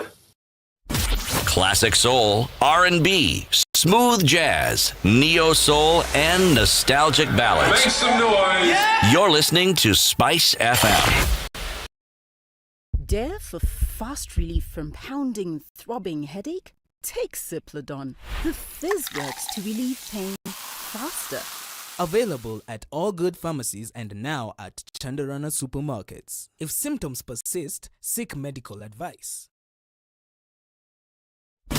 Classic soul, R&B, smooth jazz, neo soul, and nostalgic ballads. Make some noise. Yeah! You're listening to Spice FM. Nabonga na watoi kujua mambo za online, pia na create time wafanye vitu offline. Tungeni gadgets na sites wana use, msiwache strangers wapate chance kuabuse. Wazazi watoi na mayouth wetu, usidanganywe, erevuka na ujibambe na burudani safe na masomo mtandaoni. For information, visit cop.ke. Mostly cloudy conditions in Nairobi at 18, highs of 28 and lows of 15. At 15, it's sunny in Nakuru, highs of 31 and lows of 14. 14 will also be the low in Nyeri, where it's cloudy at 15, highs of 28. And Eldoret is sunny at 15, highs of 28 and lows of 13. It's mostly sunny at 26 in Mombasa. We'll see highs of 33 back down to lows of 26. And we'll see lows of 26 as well in a mostly sunny Malindi, going to highs of 32. It's sunny at 22 in Kisumu, highs of 31 and lows of 20, while Kakamega is sunny at 20, highs of 32 and lows of 16. Out in Kampala, it's cloudy at 21, highs of 29 and lows of 19, while Dar es Salaam is raining at 26. We'll see highs of 32 and lows of 25. It's raining in Johannesburg at 14, highs of 19 and lows of 12. It's raining in Lagos at 28, highs of 33. Clear conditions for now in Kinshasa at 23. We'll see highs of 33, lows of 23.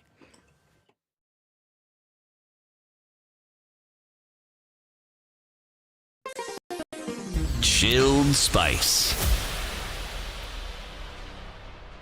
All right, you close your eyes for a minute on a Monday morning and then traffic decides to hit you in the face until you have to open those eyes. We're looking at quite some traffic on Mombasa Road and it's heading out into the city. North Airport Road going on to Outer Ring has already been described as a seventh circle of hell. This morning, traffic is bumper to bumper. Langata Road spills over to Uhuru Highway and it doesn't look pretty at all. Going into the city and then out towards Westlands, we're also looking at Rilo Dinga Way, trying to take off some of that. It spills over onto Ngong Road. And then we are looking at the Thika Superhighway and way past the Safari Park Hotel today. We're not looking at flowing traffic. We're looking at a bumper-to-bumper situation.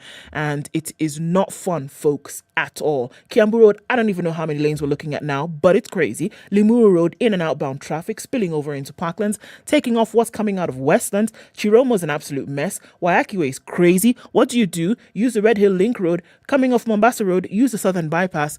I wouldn't suggest the Eastern Bypass because that started off really crazy, really early. It looks like a manic Monday, guys. A lot of patience is going to be needed to get through this. And there's a chance of rain. How about that? Let's talk, guys. Spice FM KE on Twitter. Text 40127.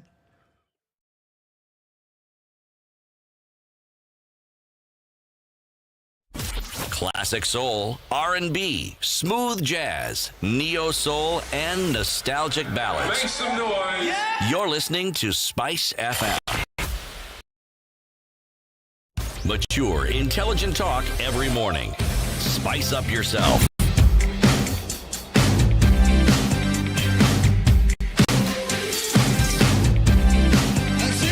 It's 23 minutes to 8. The conversation continues. This is Spice FM, broadcasting on around the country and also on social media, YouTube and Facebook, where we're live streaming the show.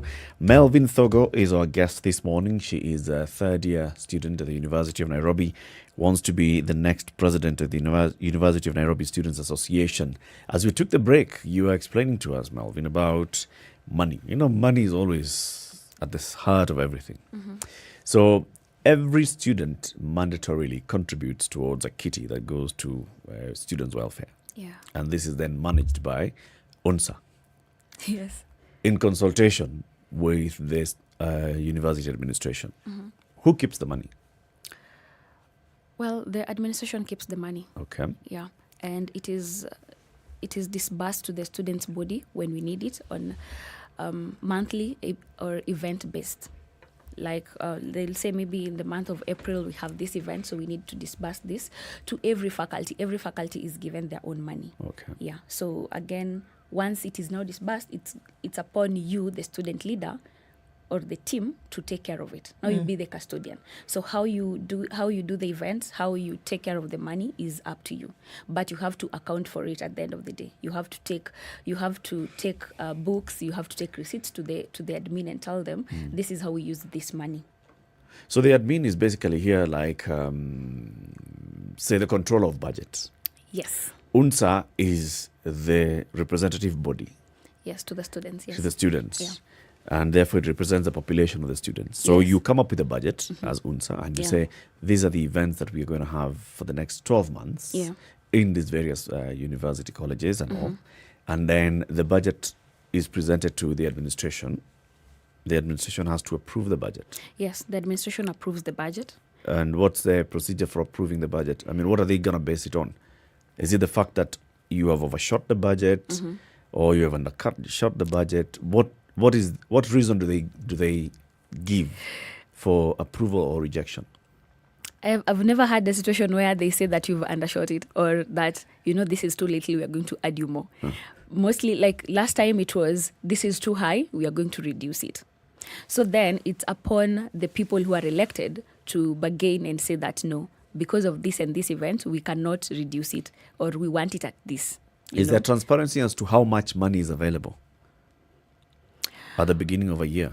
Like, do you know? So this year we are beginning, balance brought forward plus opening balance is 17 million shillings.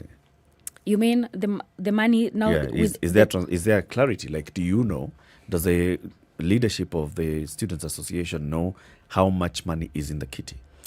No, most of the time we don't. We just give, let's say we give a budget of 50 million and then they say this is too high or this is too low. I mean, no, they'll never say this is too low. They'll just say this is too high.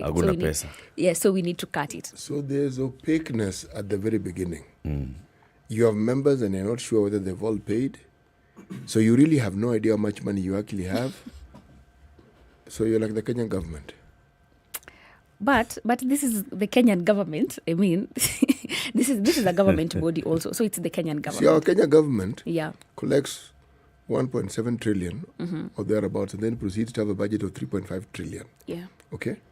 Yours is worse because the understanding is that the money collected is what ought to be used. Yeah. You use what you have. Yes. But you don't even know what you have. It does make budgeting a bit tricky, doesn't it? It does. And like I said, it also depends with the students who are there. Because these are policies that you can pass. I mean, these are things that you can just go and tell the admin, we need to be, you can just have an MOU and you say, we need to be doing this. But if the people who've been there, they're not going to, they haven't done that. And maybe they also do not want to be transparent about, about how much they're being given. Because there's also a situation where the school the school will give the students' body money and they will not tell the students that this is what we have. They will try to hide it, So it means that even us, there's something that we are trying to hide. Another thing, they would give us money and then we do not use it appropriately. For example, you're given money and maybe instead of there are things that students need like bursaries. Instead of you taking that money for other uses that might not quite benefit the students, why don't you increase the bursaries? Last time we gave, I think, 8K. So why don't you say that this time, let's slice something that is not really to the benefit of the students and then let's give them 15K each, something like that. On average, the faculties you belong to, how many students, for instance, receive bursaries in a year? Just on average. Last time from the funds that you people have. Last time from the funds that we had, we gave 30 students per campus. 7,000 each. Yeah. Okay. Would you say up until now, and it would seem as though I'm harping on this, but would you say up until now that these funds, which are available, we're not even asking about extra funds, these ones that are available, having been contributed by students, have been managed well? I would say yes and no.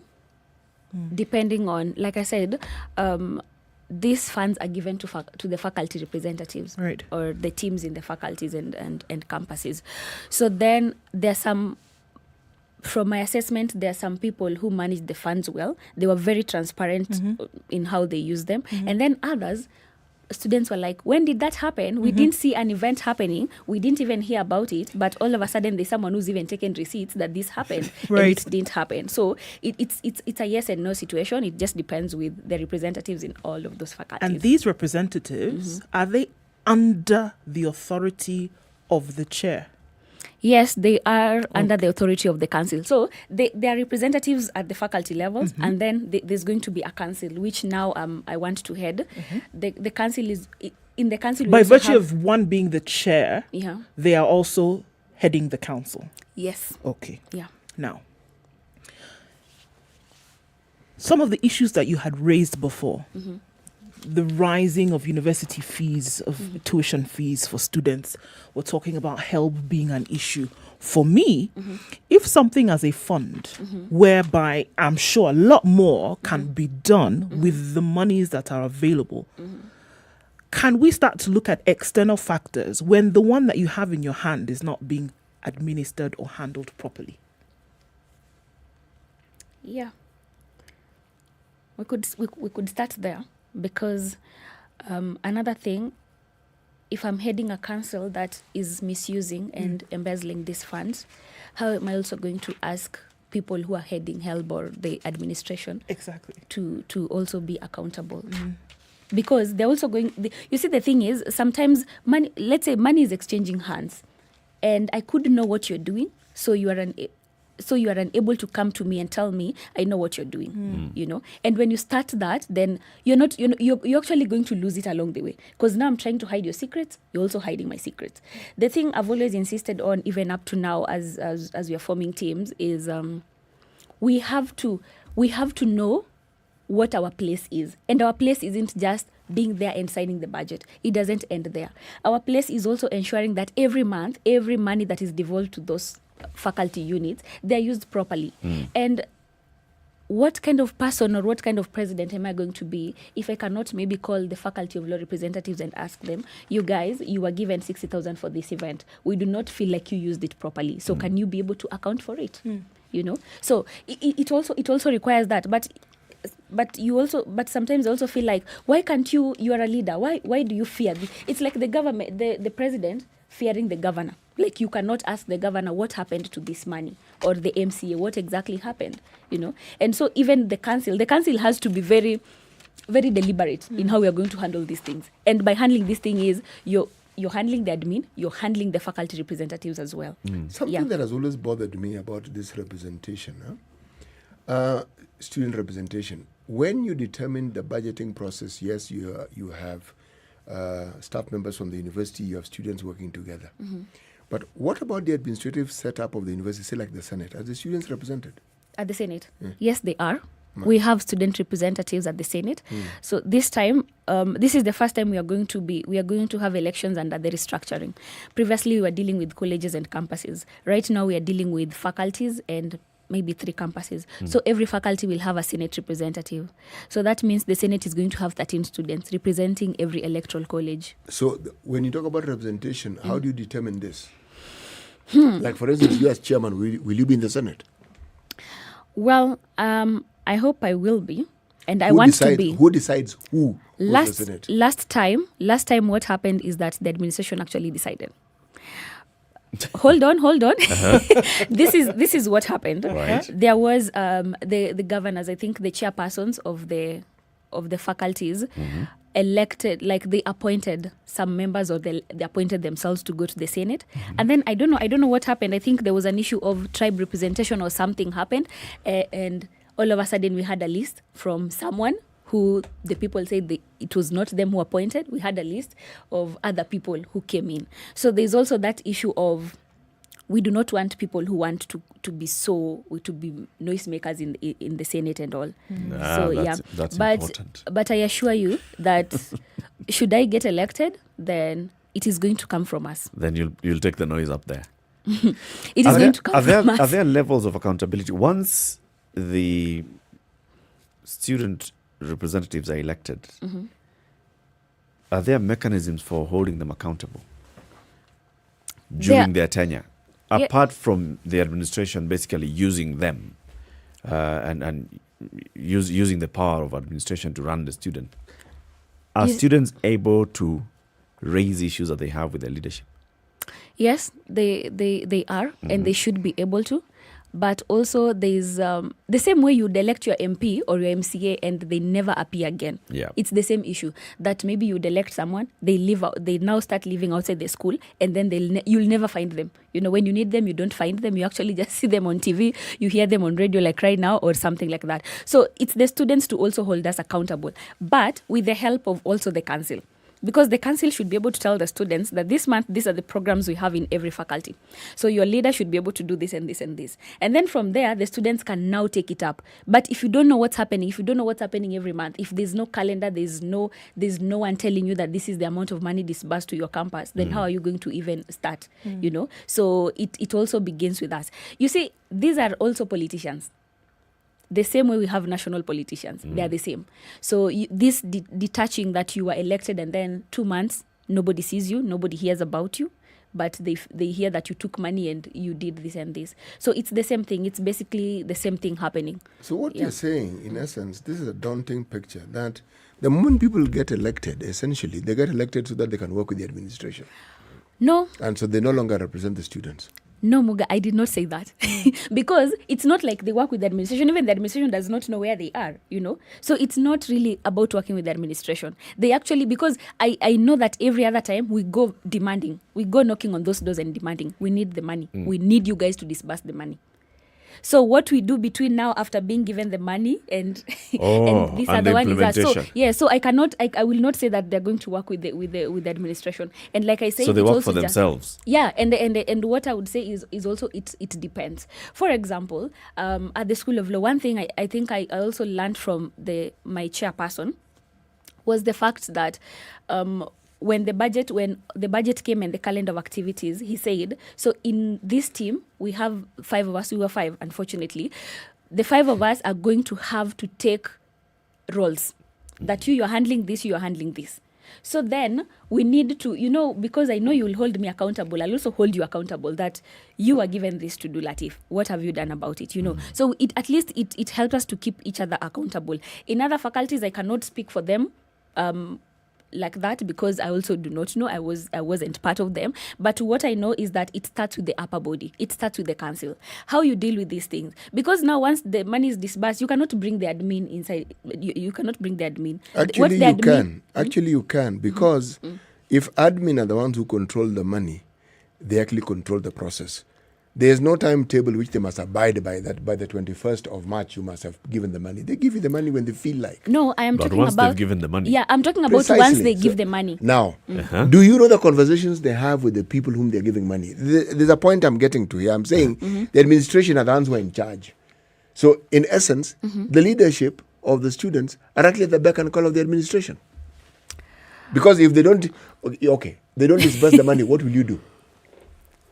Once the money has been disbursed. No. If they don't disburse it, what do you do?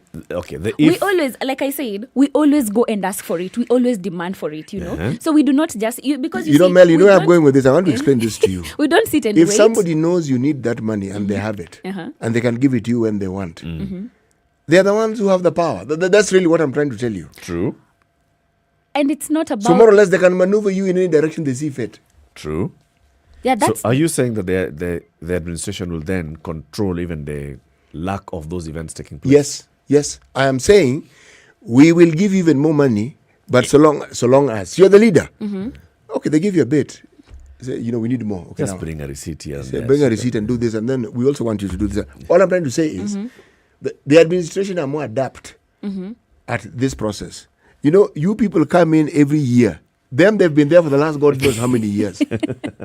They don't go anywhere. Yeah, they're the brick and mortar of the institution.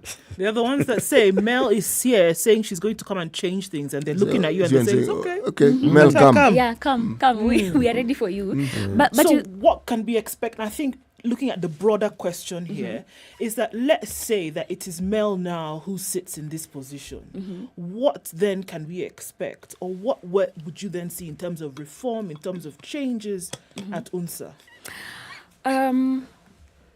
The one thing that I stand for is that do what you've got to do to get what you are supposed to get.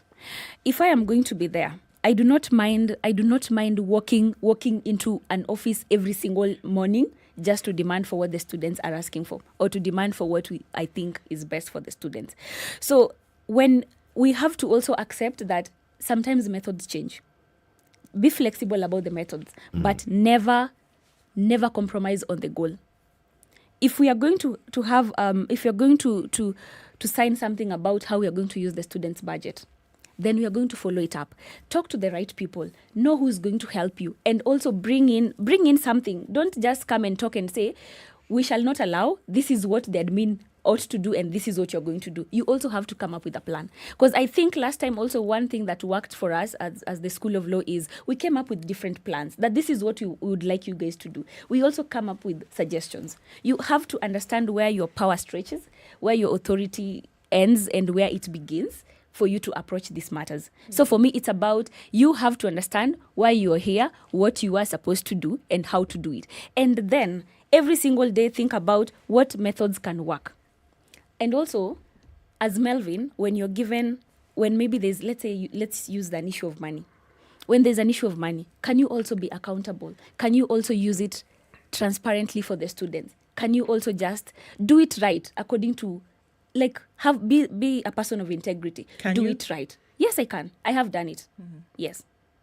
So this is just me going to handle something bigger. But I believe that if I've been able to handle something that I could call small, well, then I can even handle this. But you cannot trust me to handle 50 million if I've not been able to handle 60,000. So I have done this. This is why today I'm here and telling the students that I got you and I'm a safe pair of hands. I can do this and I know how to do it and we are going to achieve it. Because you also have to be very tactical, you have to work with facts. And it starts from you. Leadership starts from an individual deep down. So personal conviction, and also then, like you said, you have got to be street smart. Yes.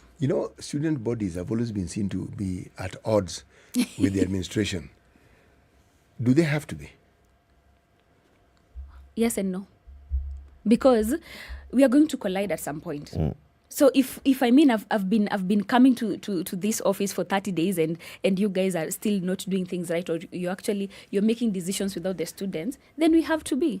But it would actually work for the betterment of the students' body if we would come to you, you'd listen, and when you have things to do, you also call us and say, this is what we've agreed, this is what we think we would do. So we don't always have to be at odds. But again, if you want it, then we'll bring it. You can serve it. Yes. So. Now, take us through that whole process from this point on. You've talked about the electoral colleges, but before then, there are 4 coalitions. I'm just going to use them as coalitions. There are 4 coalitions so far that have emerged. Those could even merge into one super alliance or 2, right? So what happens after this point? What are the next steps? Well, right now we are. I think we are going to be like 4 teams or coalitions, if we call them. So what happens? We have 39 delegates to deal with. We only have 39 people to elect us. Who elects the delegates? The delegates are elected through a popular vote in faculty levels. Okay. Yeah. So through this, we are helping them. We are not just leaving them until now they get elected and we get the 39 to campaign to them. We are walking them through this process. We are helping them. It means that if someone asks you that... You're picking your delegates. Yes. Okay. But well, I wouldn't say that, because actually you will be at risk. Right. So what you have to do is deal with all of them. For example, probably in every faculty right now, we're going to have 3 teams.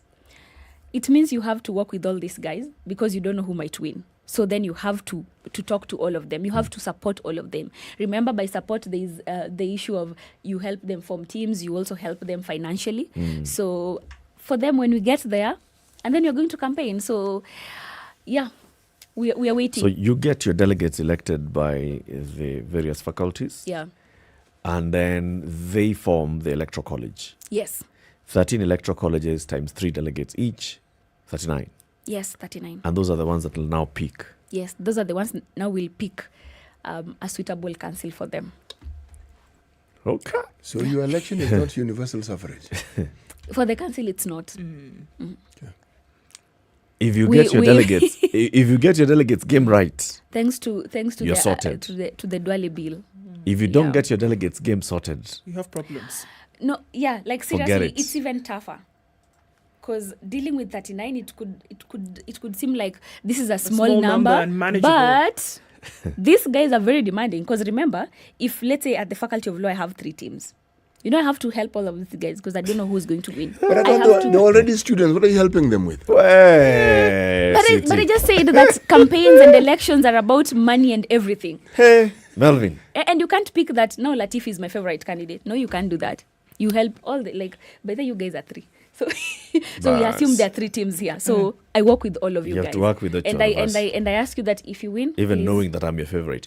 Anyway, Melvin Thogo, thank you very much for joining us. Melvin wants to be the next president of the University of Nairobi Students Association. She's currently the Secretary General of the Students Association at the School of Law, the Faculty of Law.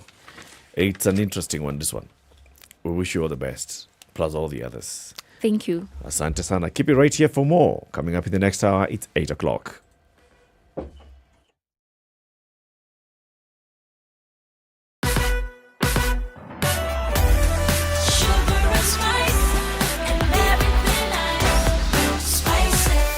Spice up your life. The latest news from around the world. 94.4 Spice FM. Good morning, this is Newswire. I'm Dennis Aseto. Businesswoman Greta Muthoni has declared interest in the presidency in the August elections, becoming the first female aspirant to formally declare her interest in the male-dominated race. Greta, who will be vying on a Forestry ticket, says she is seeking to bring a paradigm shift encompassing women and youth away from the traditional norm of leaders. So far, only men are in the race, namely Raila Odinga under the Azimio la Umoja initiative. Deputy President William Ruto is vying on a Kenya Kwanza Alliance ticket. Speaker Justin Muturi of DP, Mwangi wa Iria, George Wajakoya, among others. She said her main objective is to create a conducive environment for local business to thrive, while at the same time attracting international investors. Now, at least 2,000 delegates are expected to attend the Safina Party National Delegates Convention today as the Paul Mwite-led party seeks to endorse businessman Jimmy Wanjigi to be the party's presidential flag bearer. The party said that Wanjigi will use the platform to share his vision and hope for Kenya while outlining strategies that he intends to employ to restore the economy and create a fresh start for the country. Wanjigi moved to Safina Party after a bitter fallout in the Orange Democratic Movement, which kicked him out after vowing to challenge party leader Raila Odinga for the top ticket. Even though Wanjigi is considered a newcomer in elective politics, he has vowed to compete with Odinga at the ballot in the August 9th elections. Now, former Tana River County Governor Hussein Dado has decamped from the ruling Jubilee Party to Deputy President William Ruto's United Democratic Alliance Party. Dado, who recently resigned as Chief Administrative Secretary in the Ministry of Interior, led a delegation of local leaders from Tana River to a meeting with DP Ruto and announced his defection to the outfit. He was in the company of former MPs Danson Mugatana and Ibrahim Sane. The former governor will now seek to recapture the gubernatorial seat he held between 2013 and 2017 through UDA. He lost the seat in 2017 to current Governor Dado Godana of ODM, who is expected to defend the seat on the Raila Odinga-led Orange Party, a constituent party in the Azimio la Umoja coalition. Dado, also a former ambassador, was recently endorsed by the Ormai Council of Elders for the seat, and it had been expected that he would vie for the position on a Jubilee ticket. Now, Kenya farmers have been urged to take advantage of the newly signed protocols between China and Kenya that have paved the way for the export of agricultural and aquatic products from Kenya to the expansive Chinese market. During the visit to Kenya by Chinese State Councillor and Foreign Minister Wang Yi in January, the protocol on inspection, quarantine and veterinary sanitary requirements for wild fish aquatic products was signed between the Ministry of Agriculture and the General Administration of Customs of the People's Republic of China. Yet another protocol for the export of fresh avocado fruits from Kenya to China was signed between the General Administration of Customs of the People's Republic of China and the Kenya Plant Health Inspectorate Service of the Republic of Kenya.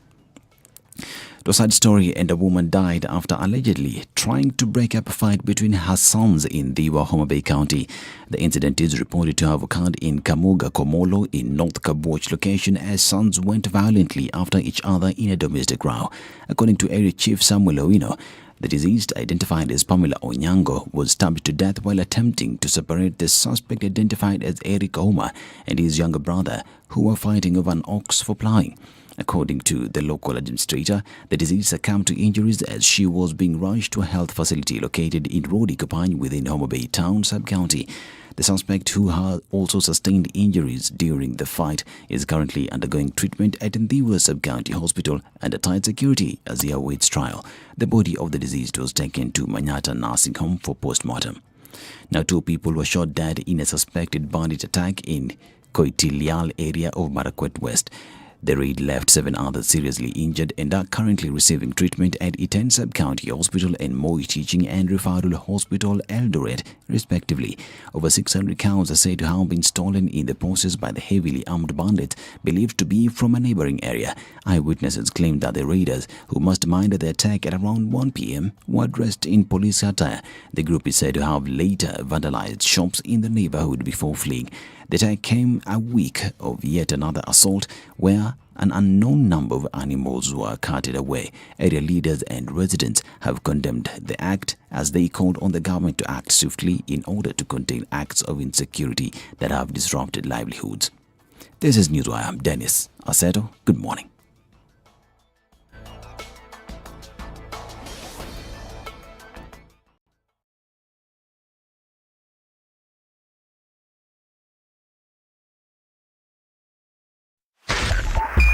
.5 Spice FM, Kisumu. Thika Superhighway, quite a lot of traffic this morning, and we're looking at it going into the city, quite heavy. Folks have been complaining about it for some time. We're looking at Kiambu Road also, quite a lot of traffic getting into the city, and it's crazy in Parklands as it is right here in the studio. All right, we're going into the city. I'm coming via Limuru Road, quite a lot of traffic here. Coming out of Westlands, Waiyaki Way, coming up from James Gishuru, Ring Road Westlands, out towards Chiromo, Riverside, and then spilling over onto Wangari Maathai Road today.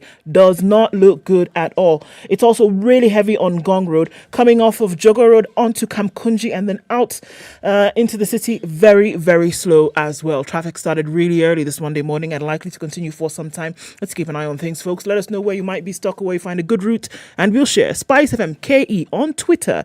Text 40127.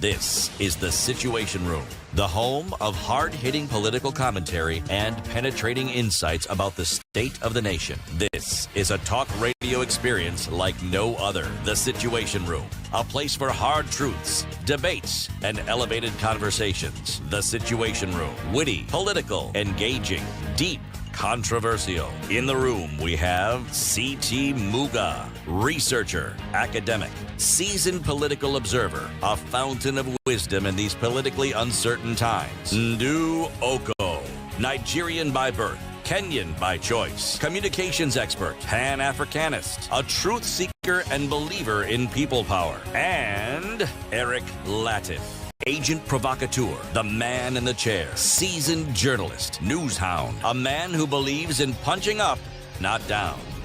This it is the 7 minutes after Situation 8. Room, Welcome the to only Kenya's way to biggest start conversation. your This day. is the third hour of our show on this 21st day of March 2022. We have 2 guests in the studio as we've been promoting. We want to have a mini presidential debate this morning, but not with the presidential candidates, but with their campaign managers. The campaign manager for the Raila Odinga presidential campaign is with us in the studio, and the campaign manager for the William Ruto presidential campaign is also with us in the studio. But before we introduce them, like we always do, we've got to hear the day's proverb. Proverb of the day, brought to you Deaf by man may Communications not have Authority heard of the Kenya. thunder, but will surely see the rain. A deaf man may not have heard the thunder, but will surely see the rain and feel it too. There's that little detail, yes. They will also feel the rain. Yeah. This is from the people of Mali. Of Mali. Yes.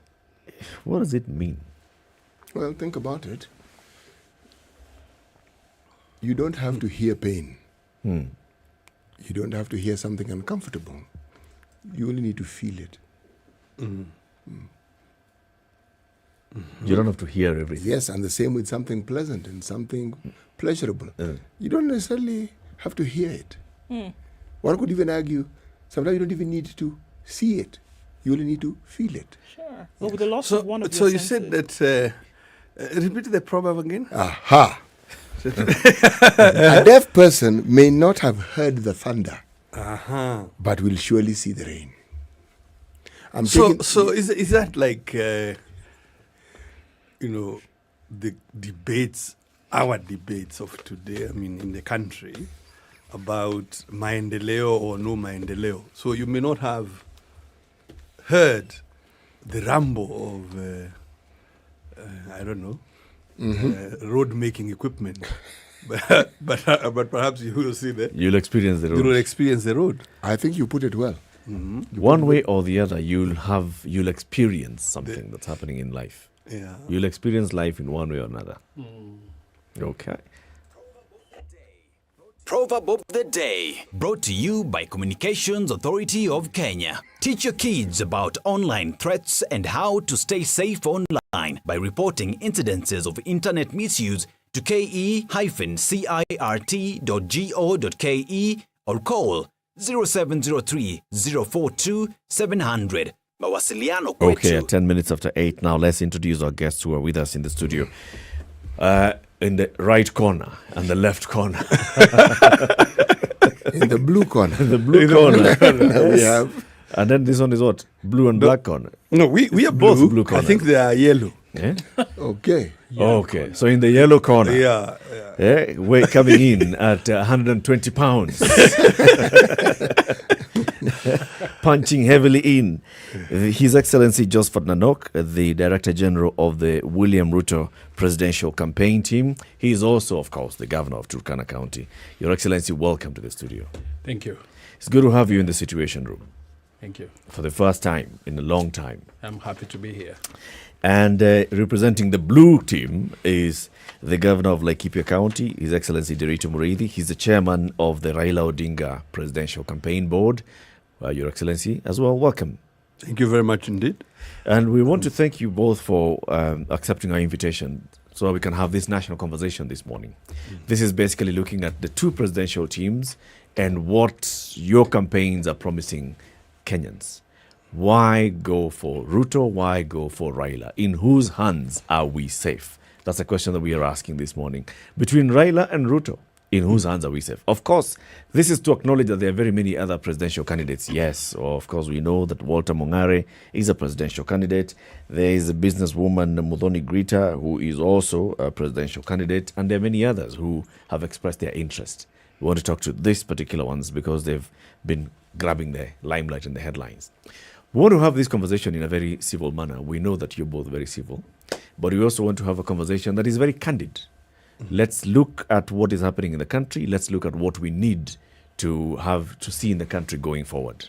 On a light note, yes. Eric, on a light note, we were chuckling as we were waiting outside with my friend and saying, right now we are frenemies. Yeah, you're frenemies. Yes, we are friends, but we are in competition. You may not know, but we went to the same primary school with Nanok. And later on, of course, we served in the 10th Parliament. We were both assistant ministers for Kibaki. And in fact, worked out of the same building. So we've known each other for a while. So these are two Laikipia boys. Laikipia rules, I think. Two Laikipia boys who are basically managing the presidential campaigns. Friends from school. Two good Kenyan leaders. Kenyan leaders. Kenyan leaders. Who have also understood devolution, who have run devolution. Yeah. Indeed. Governor Nanok for 2 terms. Yeah. Your first term as well, Governor Muriithi. So you understand the country. Absolutely. From top to bottom. Or is it from bottom up? Governor Nanok. We understand Kenya. We understand the issues that the Kenyans are facing. Okay. What are those issues that Kenyans are facing, and what is it that the William Ruto presidential campaign basically is saying? If we were to say 3 main things that William Ruto wants to do, should he be elected president of the country, what are those 3? Let me tell you. First, I was happy to hear that the topic we are discussing is in whose hands are you safe? And sort of how do we define safety in the Kenyan context? It is basically the priorities that are affecting the Kenyan people today. poverty is the rampage. The cost of living is very high. The cost of survival is very high. Unemployment is very high. 1.7 million people have just lost their jobs over the last 2-3 years. 16 million Kenyans cannot be able to get a job. So priorities for Kenyans is basic stuff. And it is this basic stuff that presidential aspirant for UDA, William Ruto, has focused his campaign manifesto, that it has to be a discussion about the economy. And indeed, he has done marvelously well by moving the discussion in Kenya for the first time away from the sheer politics, away from ethnicity and tribalism, into a discussion by all contestants about the economy, how we can be able to lift up the millions of Kenyans that are facing serious problems as we speak now. The second one also is about how do we turn our politics to focus on inclusion. How do we do inclusion in the politics? How do we inclusion in the economy? How do we bring Kenyans into the inclusion in the social sector? And I think those are the key pillars of William Samoei Ruto's campaign. As of now, he is an aspirant, just like all the other candidates, all aspirants. They all turn into be candidates once IEBC has accepted their candidacy. Thank you. So just to recap the three things again, one by one, just so that everybody is clear as we're going forward. Number one is inclusion. Politics of inclusion. Political inclusion, social inclusion, and economic inclusion. And so those are the three. Yeah. Political inclusion, social inclusion, and economic inclusion. Yeah. All right. Governor Mureithi, your Azimio candidate, Raila Odinga, has several campaign pledges. What are the key pillars of this campaign? Three things. Indeed. But just perhaps to correct an impression created by my colleague, it's not really the first time we are debating economy. If you look at Kibaki campaigns of the 90s, they're actually based on economy. If you look at going back to the year 1997, President Kibaki, then candidate Kibaki, is promising 500,000 jobs a year. And you see this again in the 2002, the National Rainbow Revolution, frankly. Again, very much focused on economy. And when the Rainbow do go into government, in fact, their main drive and thrust is to drive the economy. And Kibaki is able to move real wages from something like 7,000 shillings per person per month in real terms to something like 33,000. So it has generally been about economy. The question is, what then about the economy? What exactly is it? Because you see, it's very easy to say social inclusion or economic inclusion. But what is it in real terms? Because remember, politics without clear policy is just rhetoric. So let me go to what it is that my aspirant, soon-to-be candidate, is talking about. How do you meaningfully create jobs? How do you meaningfully create 5 million jobs? And we are quite clear that you will do so through manufacturing. Manufacturing by whom? Who is it that, are you looking for Mzungus to come and set up factories here? No, we are looking to support actual Kenyan businesses, particularly small businesses, to expand and to grow. By doing what?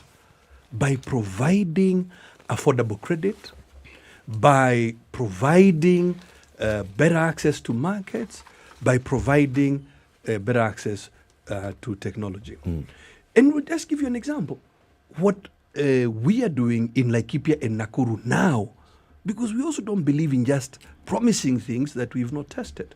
If you go to Laikipia and Nakuru now, a small business is able to access credit from the large commercial banks at 7.5%. Governor, I hate to cut you short, but if you were to give us because it's the introductory summary. Indeed. The 3 pillars. We've So- heard the UDA 3 pillars. Inclusion, political, create, socio-economic. create 5 million jobs through manufacturing. Provide social protection, meaning 6,000 shillings per household for the most indigent households, estimated at about a million and a half or so households that are the poorest of the poorest. Quality healthcare for all, being Baba care. All right. Okay. And I think as we hear, from both sides, I think one of my questions has always been how this is going to play out. Maybe we can start with you, Governor Nanok. You talk about social inclusion, political inclusion, economic inclusion. How exactly will these be played out? Should then your candidate become president? How will this, and then can we have indicators as to how these may have already started playing out even before that time? Thank you. Aspirant William Ruto, presidential aspirant William Ruto, is backed up by a very strong team, and he has a plan, and this plan is based on the 3 pillars that I've just mentioned. First is a political inclusion that I've talked about, and all this rotates about the constitution. Kenya has fought for a new constitutional dispensation for more than 20 years.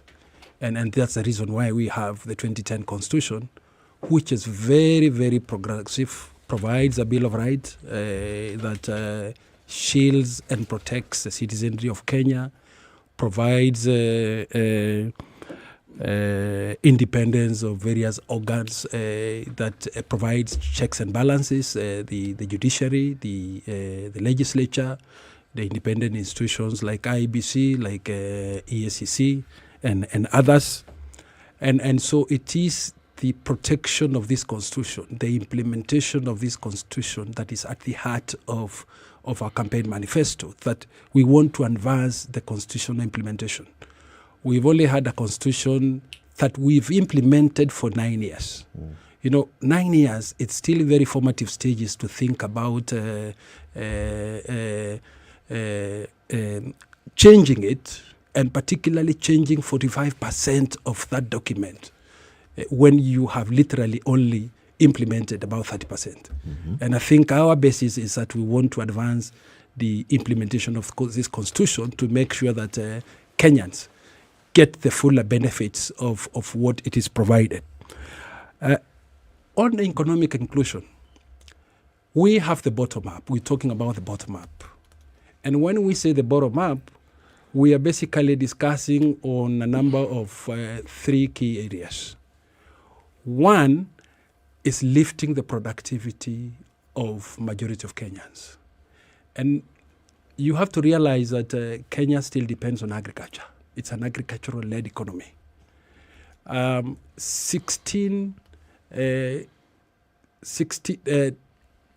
Almost 11 million Kenyans, majority, 70% of Kenyans depend on agriculture, smallholder.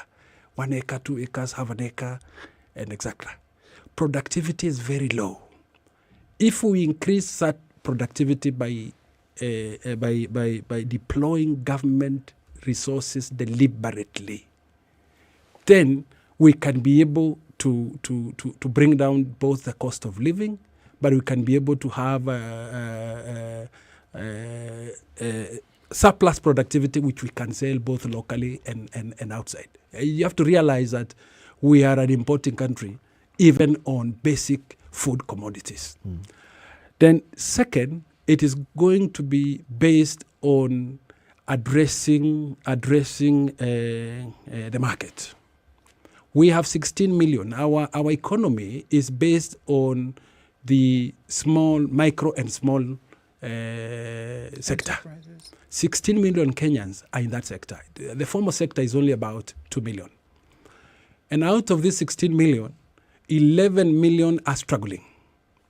And it is this team that we want government to inject deliberate resources to lift them up so that their incomes, daily incomes moves from $1 to $2 to probably $4 to $5.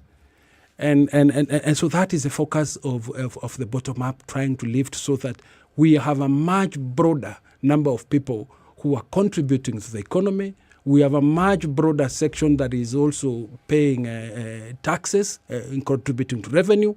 We have a much broader sector of economy that is that is helping the fewer, the 2 million who've been heavily paying taxes to carry that burden. Governor Nanok, if I may ask you, and then even as you on say the some social, of these matters, your candidate has been in a government at least for the last 9 years, has been part of a government where, from what I hear you saying, these things have not occurred. What would then be the difference if and when he became president, that then we would see some of these things happen? Because the issues that you talk about, Kenyans have been suffering them for the longest time. What would be a significant change then that would bring these things to be? Agriculture, even if you just use agriculture, where we've had an issue of drought in the country for the longest time. We have issues of expensive inputs. We have issues of cheaper imports. And we have the Kenyan farmer continuing to suffer. We don't have enough in terms of food that we then have to import food. And your candidate has been part of this government for at least the last 9 years. What would make the difference moving forward? I think you have to interrogate what was the manifesto for Jubilee when it came into power in 2013 and 2017. And basically, part of that is what they have been implementing. What William Ruto is promising now is what he wants to deliver when he's heading that government. And of course, there are challenges that current government as it is now have been experiencing. I think you have to realize that the biggest priority it was focusing on its first term was infrastructure. It is done very well on infrastructure. But when you don't have anything to move on those roads, those beautiful roads and beautiful railway, then you have a challenge because people don't have the incomes they need. The second phase of Jubilee has been the Big Four. And the Big Four haven't been successful as had been planned. I think the focus changed much later. So you cannot be able to, and of course, being a deputy, you have to do what the head asks you to do. So if those responsibilities that he had assumed much earlier have been taken away and by being implemented by someone else within government, then this particular candidate is not to blame. And you have history to tell you. I mean, when we elected President Kibaki to be president, he had served President Moi for quite a while. And many of the candidates now have been part and parcel of the various administrations. So I think we have to look at the particular candidate, what they are promising and what they want to execute. And I believe that what William Ruto is promising is achievable within the current existing budget. Well, look, if I might just chip in here, you ask, and this particular aspirant was in fact Minister for Agriculture in Kibaki time, and then subsequently Deputy President in the Jubilee administration both terms. So I personally am skeptical because I know that government is not just one person. Government is all of us. And even Governor Nanok and I, when we were assistant ministers, we had plenty to contribute to what was happening in government. So, for instance, when they say protection of the Constitution, Kenyans can be forgiven for wondering, but you are the same people who opposed the enactment of this Constitution. How can we trust you with it? When they say that it's about focusing resources to support small businesses, I mean, what is stopping you from doing it now? Because we know, at least we can give you examples of Nakuru, where the county government is focusing resources on uplifting productivity of small business. We can give you an example of Laikipia, where a county government is able to focus resources to uplift these small businesses, and they have numbers to show for it. Now you're serving as the second most important person in the land. Why is this only futuristic? Where is your track record for us to go by? And I want to go slightly deeper into this question of government. How do you build productivity? Is it by transferring so-called government resources to the small business or the small farmer? I doubt it very much indeed. You grow the productivity of the small farmer by assisting her to use tools and machines. Because when she's just digging using her hand, that's the productivity that she has. So the next step for smallholder agriculture in Kenya is better access to irrigation and the use of tools and machines. The question is, where are those tools and machines made? They need to be made in Kenya. That is what is manufacturing. When we are making our own tools and machines that we're using in our small businesses and in our smallholder farmer. When you look at the small manufacturer, what is the issue? The issue of competitiveness has to do with the cost of electricity. It has to do with cost of distribution. It also has to do with the cost of raw material.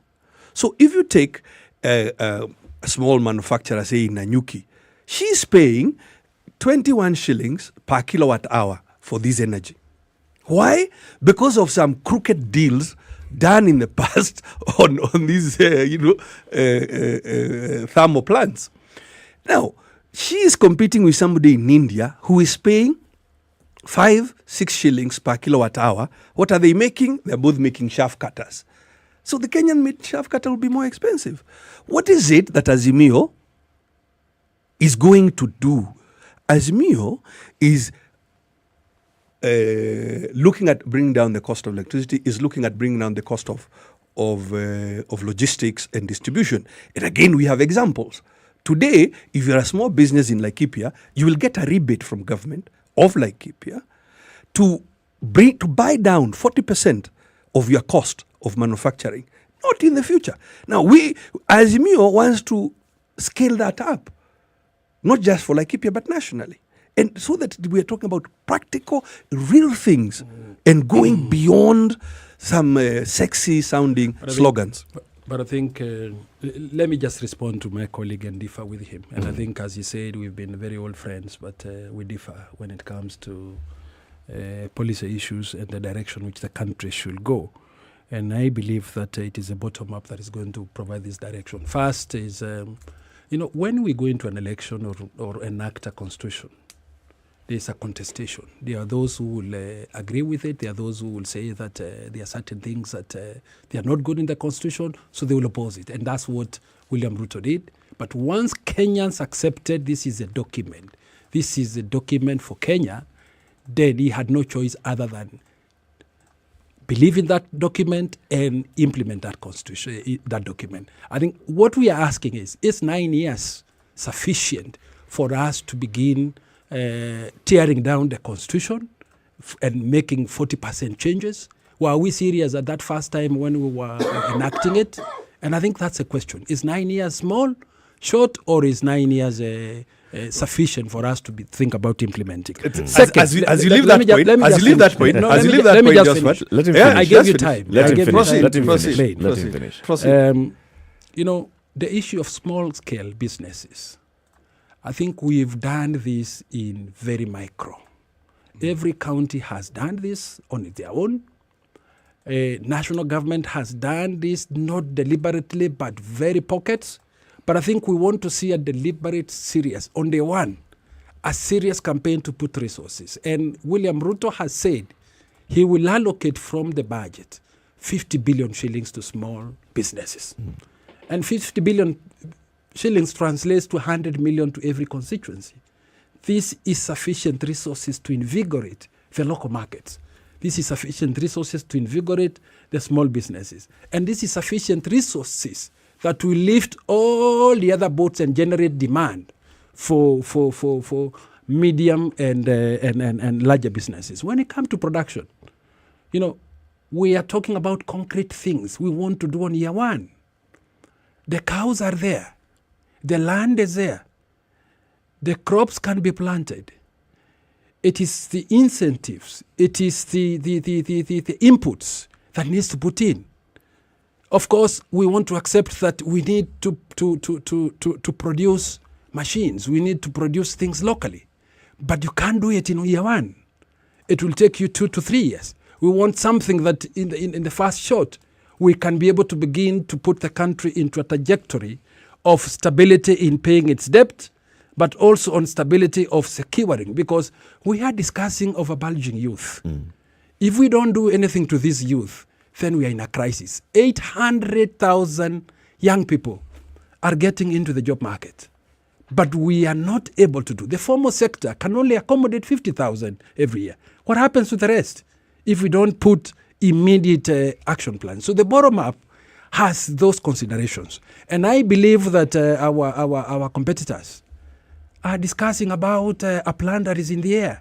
There is no concrete plan that is being promised to any particular county. There's no concrete plan in the sky. that is promised to any particular county. Let's take a break. Let's take a break. It's 26 minutes to 9. We are having a heated conversation. Now it's actually beginning to warm up nicely in the studio with us. And this is the point where we talk about in the event that things could get a bit hot or achy here and there, dare to imagine faster pain relief with Cipladon effervescent paracetamol tablets. It's a painkiller that's absorbed twice as fast, of course, for maximum results. And I dare say that both of you here could think about it right now. Indeed. We will not get there.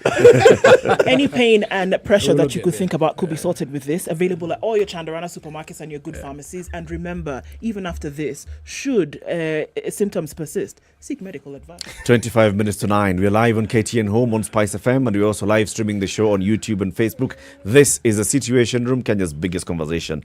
Between Raila Odinga and Uhuru Kenyatta, in whose hands are we safe? Their campaign managers are here. His Excellency Derito Mureithi, chairing the Raila Odinga Presidential Campaign Board, and His Excellency Josephat Nanok. Oh, did I say Uhuru? You did. Oh, Raila Odinga and William Ruto.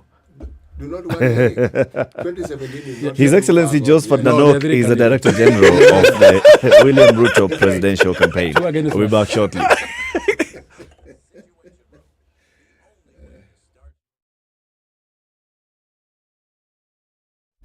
Classic soul, R&B, smooth jazz, neo soul, and nostalgic ballads. Make some noise. Yeah. You're listening to Spice FM.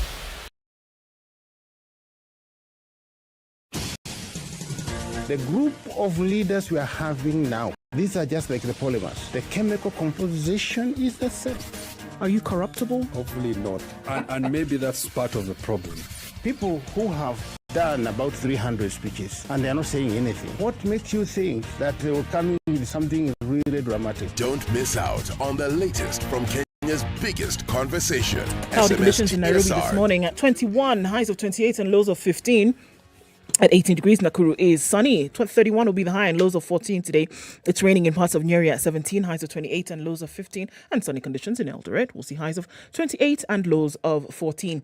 The sun is out in Mombasa, 28, highs of 33 and lows of 25. And we're looking at 29 and mostly sunny in Malindi, highs of 32 and lows of 27. It's sunny in Kisumu at 23, highs of 31 and lows of 20, while Kakamega is sunny at 25 with highs of 32 and lows of 16. Out in the continent, in Kampala, it's sunny at 21, highs of 29 and lows of 19. And the rain showers continue in Dar es Salaam at 28. They'll go to highs of 32 and lows of 25. The rain is still coming down in Johannesburg at 14, highs of 19 and lows of 12. And Lagos is rainy as well at 28 with highs of 33. Clouds are up in Kinshasa at 23. That'll be today's low, going to highs of 33.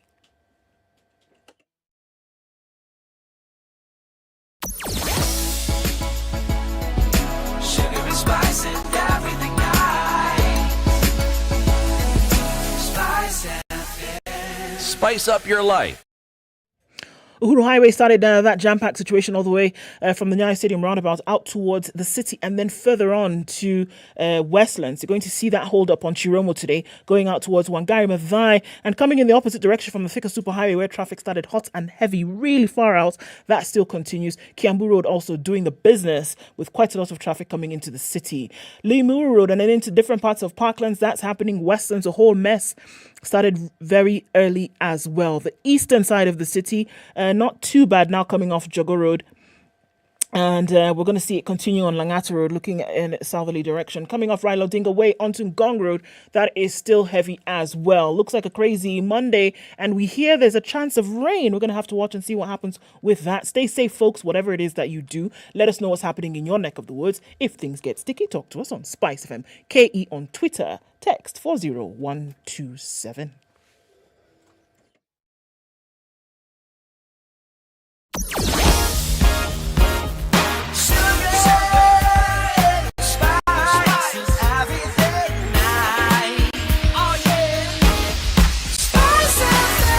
Spice up your life.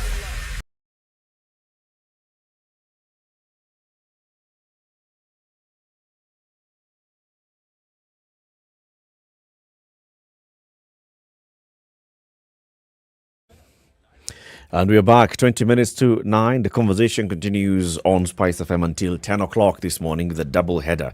His Excellency Josephat Nanok, the Director General of the William Ruto Presidential Campaign, and His Excellency Derito Mureithi, the Chairperson of the Raila Odinga Presidential Campaign. Both, of course, are governors, like Laikipia and Turkana. Derito Mureithi told us what the Raila Odinga Presidential Campaign wants to focus on, like 3 key things. 1, creation of jobs, 5 million jobs. Social protection, the 6,000 shillings to the poor. And then there is Baba Care, which is healthcare for all. And then the William Ruto Presidential Campaign has talked about inclusion, political inclusion, social inclusion, economic inclusion. As we were taking a break, Governor Nanok was explaining that theirs is sort of like a stimulus. Immediately inject 50 billion shillings to the national budget to SMEs, translating to about 100 million shillings per constituency. Immediately embark on supporting farmers across the country in agriculture and many other things. And CT Muga at that point wanted to ask a question. You see, I'm actually surprised that both these esteemed excellencies, our listeners may forgive me for actually saying that they both seem to be saying the same thing, just trying to use different words to explain the same thing. Now, history will bear me witness that if you want to understand what is referred to as the economic model for bottom-up, the best way of explaining in a country like ours is the county system. Because the county system was purposed to ensure that the common denominator, who's the mwananchi, actually has whatever they need at the doorstep. So it isn't the national government that is doing all these things. And if you take the view that the vast majority of our population, apart from being youth, are in the rural areas, you could also argue successfully that the counties are precisely that. They take care of this. So any plan that any political party talks about and doesn't focus on what goes to the counties, you're talking about giving money, 100 billion, 200 billion, for purposes of lively discussion, make it 500 million. If it isn't embedded in a system like the county system, which already exists, and it's only at the national level, then what really do you hope to achieve in ensuring that this mwananchi that every politician talks about actually gets the help that they should get? I would have assumed that this devolution process goes further so that it's at the county level, devolve it further.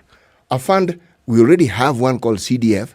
Make sure that the MCAs also have a fund, meaning keep devolving this thing so that the very thing you're saying you're able to do, one can see the face of it because the structure already exists. A question of tweaking it. Excellency Nanok, let me ask the question. 9 years, is that not enough time to interrogate a constitution to determine what you need and what you don't need? Or how many more years do you think we need in order to look at the constitution and determine the things we ought to change or ought not to change? Please, the two of you react. Can I just colleague begin? can I think have a go at it, and then I will. Presidential aspirant William Ruto has been the first one to speak about bottom up, and I believe that the Azimio team has just copied many of the things that we had, and that's why they are cutting shortcuts. Because for us, when we talk about agriculture, we are speaking about not only the farmers, the lowest farmers, who are more or less constituting 90% of the people who are farming, but we're talking about developing the entire value chain. And so that's the first. Second is that candidate William Ruto and the team they're with are focused on ensuring that once elected, the promises you have made to Kenyans are going to be implementable, and it is achievable. And I think the promises we're making are basically promises that are going to be touching the people on the ground, and they are promises that will not only look at unemployment, but critical part of productivity and critical part of the stumbling blocks that have made productivity, that have made businesses not be able to operate.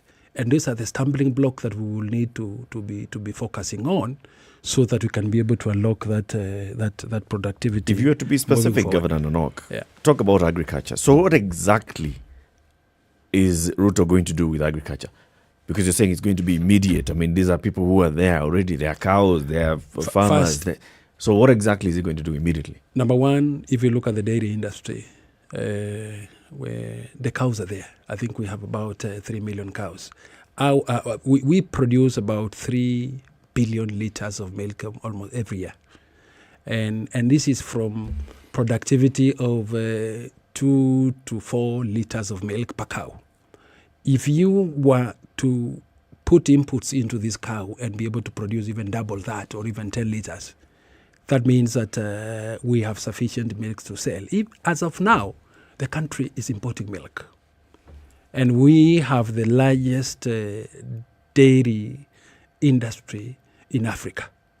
We are competitive enough to be able to turn around and milk the dairy industry, one of the biggest income earners for the country. What is the problem with our productivity per cow, and what needs to be done? The problem is feed, and I think the problem is feed. I think the cost of feed is very high. We are importing 90% of the feed for our livestock, be it cows, be it chicken, and a focus on that will help turn that around. The second is focusing on feed itself, the sunflower, the soybeans. This is going to be the biggest focus that we think we can be able to focus on to bring the cost of feed down, but also reduce imports if we can be able to produce this one within the country. And we have that ability because there's a lot of potentialities here that have not been fully exploited. I'm sure, Governor, I want to dwell on that for a bit. I'm sure even Governor Derito Muriithi will tell us the same thing. We know it's a cost of inputs. We know we don't have enough cotton seed cake. We don't have sunflower seed cake. I won't tell you the same thing. It's just that I haven't had an opportunity. You'll say it in a different way. No, not in a different way. Let me finish my question. Let my brother have his space. The issue then, as you say, we need to stop importing the feeds. We need to stop importing the inputs. So what are we going to do? What is Ruto saying that he's going to do? We can produce sunflower here. We can produce soybeans in this country. Western Kenya has the biggest potential to produce that. The whole of northern Kenya, including Turkana, with irrigation, I can tell you we've piloted, and it is easier to do large-scale production of this to be able to reduce the cost we are incurring in importing these feed products. It is doable. We only need the government to focus on it. And the other issue that you have to realize, I have been a chairman of the Council of Governors, the third chairman for 2 years. And I believe that devolution has made a difference to this country. And the resources going to devolution is only 15% of what we collect from taxes. 85% still remains at the national level.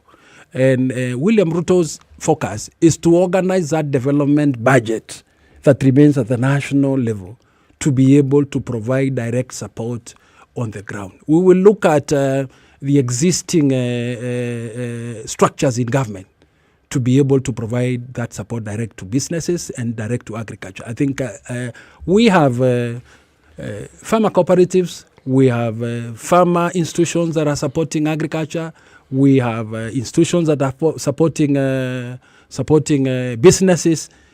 This will be the focus of organizing the ground to make sure that these promises are implemented. Okay. So, Governor Muriithi, thank you. Back to the question by CT. Thank you, Eric. First of all, I want to draw back a little bit to the Constitution of Kenya 2010. And my colleague would have us believe that his candidate, although he opposed, can be trusted to implement it. Let me remind you, his candidate or his aspirant was one of the key negotiators of that Constitution of Kenya 2010. Very true. Yeah. So isn't it a bit disingenuous?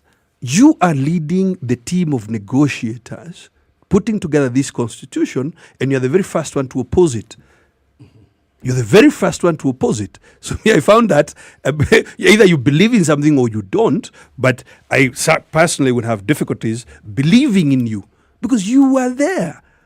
Yeah, it is, in terms of political negotiation, it was Uhuru Kenyatta on one side and William Ruto on the other. At the 28-member parliamentary constitutional making committee that used to meet in Naivasha. So for him to have then come back out, and he was the lead negotiator to oppose, it was... But are you saying the 30% of Kenyans who voted no should not that's not what I'm saying. All I'm saying is... Because William Ruto was not the only one. Look, I allow me to make my points because I gave you your space. Okay. Yeah. 2, they are promising 50 billion shillings in support to small business. And let me rephrase that, preface that, Muga, by saying, of course we are talking about the same problems or the same opportunities of society. And I'm glad that even they are convinced the next step for Kenya is about productivity, and the people to focus on are small businesses, and farmers. So they say they'll put 50 billion to support small business. And because that translates into 100 million per constituency, and that's okay, except, for example, for our people like us in Laikipia, we already have an economic stimulus program of 1.1 billion per constituency right now. But you're doing infrastructure. No, not about roads. I wonder if you could let me finish, Nanok. And because you have relatives in Nyahururu, you can ask them what the money does. The money is for working capital. The money is for asset finance. This has nothing to do with infrastructure. This is monies available at 7.5% to small businesses in Laikipia, and more than 700 have already benefited. The pot available from 4 large commercial banks is 1.1 billion for each of the 3 constituencies of Laikipia. So obviously when our good pals show up saying, oh, we can assist you with 100 million, we don't really take them too seriously because they don't know what numbers they are talking about. You have challenged us to go to specific policy. And I want to go back then to the case of the farmer. Yeah. Now, other than regurgitating that, yes, it is input, but whatever, the issue is that costs of feeds are high.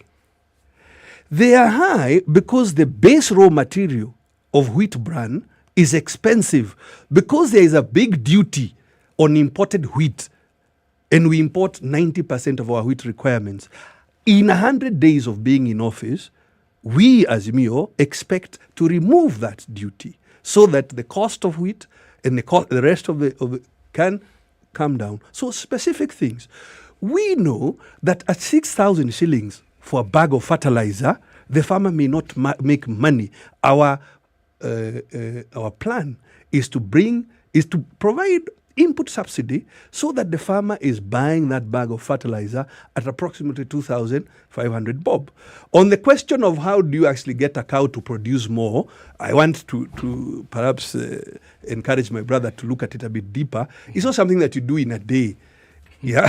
So if he says that when he gets into the office, he's going to snap his fingers and the cows will start producing more, that cannot be the case. But that's not what he said. What he was saying is that the cows are there. Yes. The cows are there, and that they are looking at within 1 year. So even within 1 year, to bring to raise productivity, to raise milk production of a cow is a process of nurturing but also of breed improvement. And I don't think it takes necessarily 1 year. Can I ask you then on that, Sure. Governor Muridi, you've also said something here that we're looking at the removal of wheat imports because this not wheat imports, No, the duty. The duty, all right. The duty so on the wheat. the removal of the duty on this on these imports, right? It sounds like something that you can just remove. Absolutely. If it's something that can be removed so simply, why do you think that it has not been done until now? If we're looking at the reduction on cost, why is it something that's not being done now? Because it is the suffering that we've been talking about for farmers up until this point that many of them have even left their trade and said, you know what, we cannot continue because I'm working to pay back to government. Until the now. country is an Azimio. So now, why is it not something that can be done today? Well, frankly, it is a governance issue. One of the aspirants, if you recall, was sacked as Minister for Agriculture because of mismanaging, not just mismanaging, because of taking advantage of input subsidy. Instead of ensuring that the import subsidy is reaching the farmer, the subsidy is actually getting gobbled up by brokers in the fertilizer distribution chain. So the reason some things have not happened, it's about governance. And that's why this debate, frankly, is about who can be trusted. And that's why, in my view, you framed the question really well. Allow me. You had your time and you will get more time. I am not evading the question.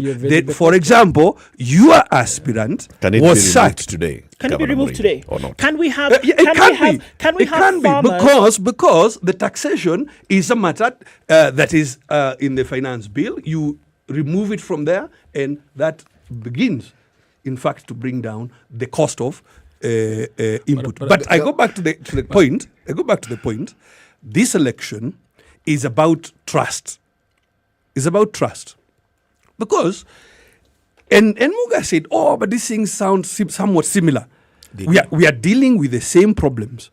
So yes, they do sound somewhat similar. The question is, who can you trust? And I think that's why you frame the question that way. In whose hands are safe? Because all these good salespeople will come and do the sales pitch, but who can you really trust? Which means you have to go to the question of character of the individuals.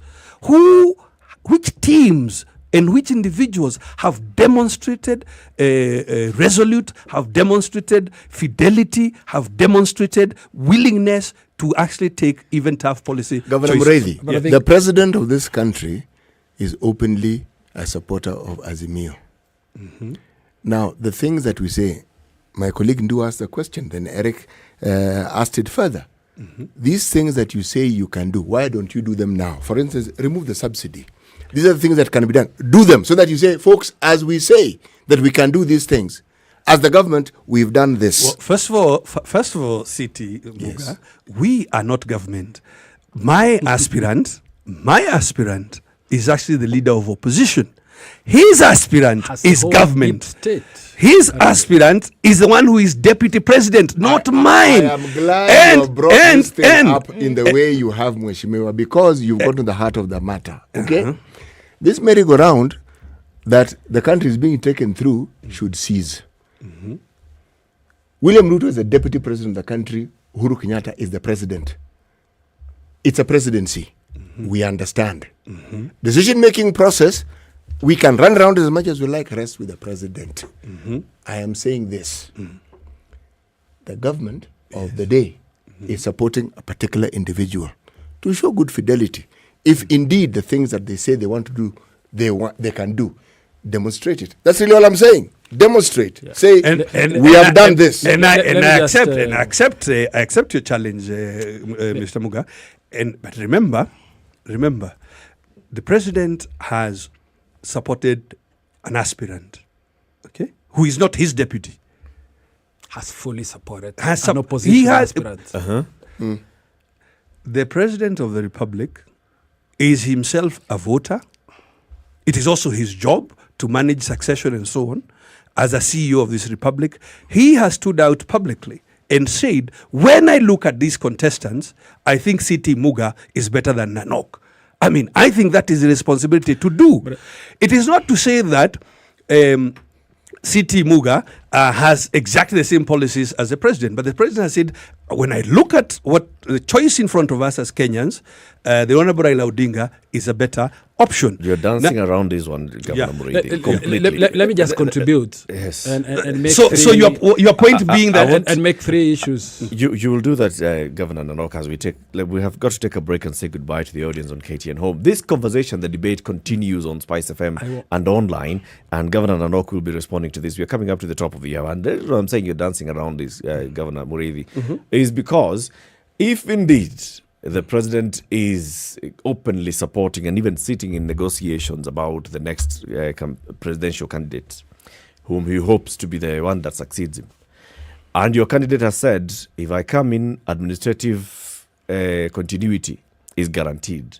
why can't you float those ideas today, just like my colleagues are saying, and say, if it's a cost of production and it's high, and today, and this is something that can be done, let's do it. We have a budget that is before Parliament now. It's going to be passed. Start with that. Start him off on a good note. Why can't it be done? I mean, it's not something you can say that it should be done. Anyway, you respond to that, and also Governor Nanok will be adding his point on this as we take a quick break. We want to hear the news and say goodbye to the audience on KTN Home. The debate, in whose hands are we safe, between Raila Odinga and William Ruto? It continues. It's now 9 a.m.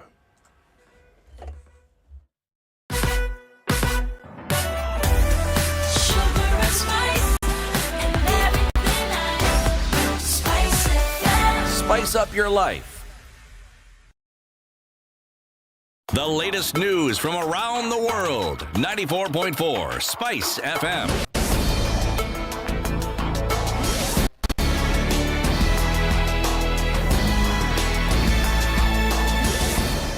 Good morning, this is Newswire. I'm Dennis Aseto.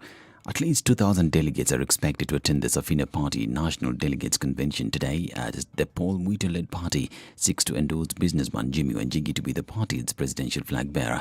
The party said that Wanjigi will use the platform to share his vision and hope for Kenya while outlining strategies that intends to employ to restore the economy and create a fresh start for the country.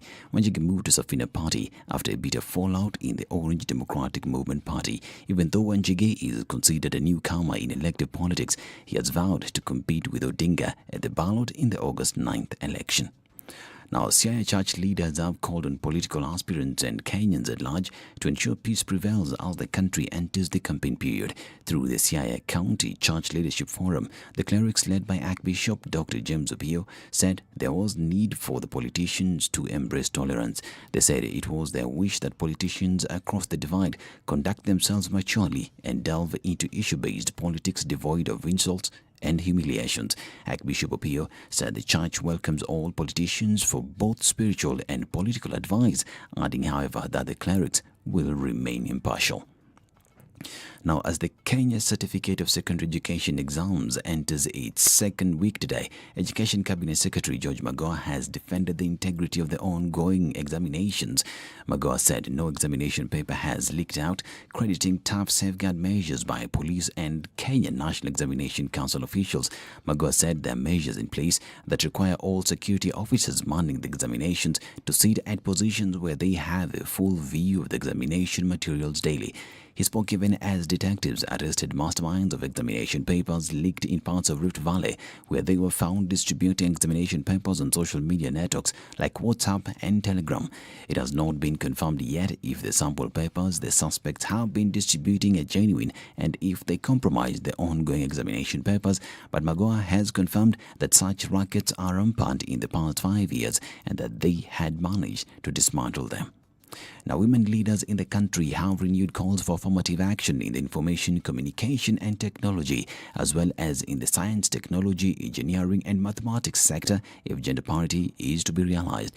Chief Administration Secretary in the Ministry of ICT, Maureen Mbaka, notes that Kenya as a society needs to tear down the stereotype that the ICT and STEM sector belongs to men. She says women remain underrepresented in the two sectors, citing global statistics indicating that only 30% of the workforce in these important fields is occupied by women. According to Mbaka, the Ministry of ICT has been creating awareness aimed at bridging the gender-digital divide. Now, the increasing cases of type 1 diabetes in children is worrying. Health officials in Garissa County say as they call for more partners to join in the fight against the disease. Garissa County Health CEC Roble Nuno says that the increasing cases in the county are mainly as a result of lack of balanced diet. Nuno said that the county government is launching universal healthcare and NHIF cover for the affected children so that they may continue receiving their medical free of charge. In 2019, Safaricom Foundation partnered with the national and Garissa County government, Gold Star and Nomadic Girl Initiative organizations to set up a 3-year diabetic program to enhance early detection of type 1 diabetes and put up comprehensive care of the patients. Safaricom Foundation's trustee Barack Odero said that so far, 43.5 million shillings has been spent to set up a diabetes center in Garissa Referral Hospital, buy diabetes equipment, insulin doses and cooler packages. Now, 2 people were shot dead in a suspected bandit attack in Koitelial area of Marakwet West. The raid left 7 others seriously injured and are currently receiving treatment at the E10 Sub-County Hospital and Moi Teaching and Referral Hospital in Eldoret, respectively.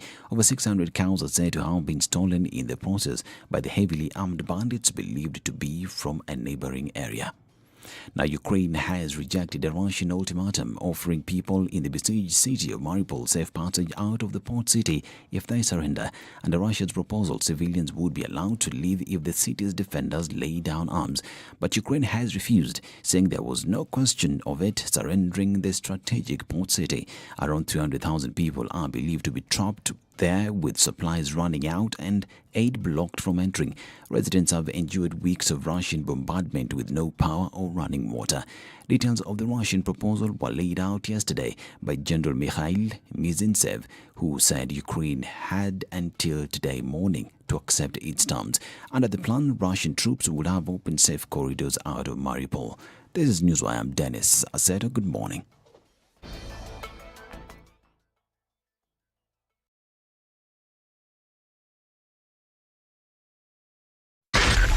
.4 Spice FM, Nairobi. All right, Huru Highway in and outbound is what we're looking at in terms of drama this morning, with a lot of traffic coming off Thika Superhighway and then getting to Muranga Road today. That was still quite tight. We're also looking at Bagathi Way going towards Gong Road. Out into the city, that is also bumper to bumper. Let's take a look at Mombasa Road. What's happening there? The opening of that overpass heading towards the city. That's helped with some traffic issues this morning, so I don't think you're going to see quite a lot of that today. So kudos, that's a good thing. Also, the Thika Superhighway reduced significantly in terms of traffic. That was quite crazy for the last hour or so, but it's looking a lot better now. And Kiambu Road, like the morning mist at noon, all the traffic has fizzled out, and so that's really good. Let's keep an eye on things. A few minutes after 9 o'clock, we might be out of traffic hour early today. Let's talk on SpiceFM KE on Twitter. Text 40127.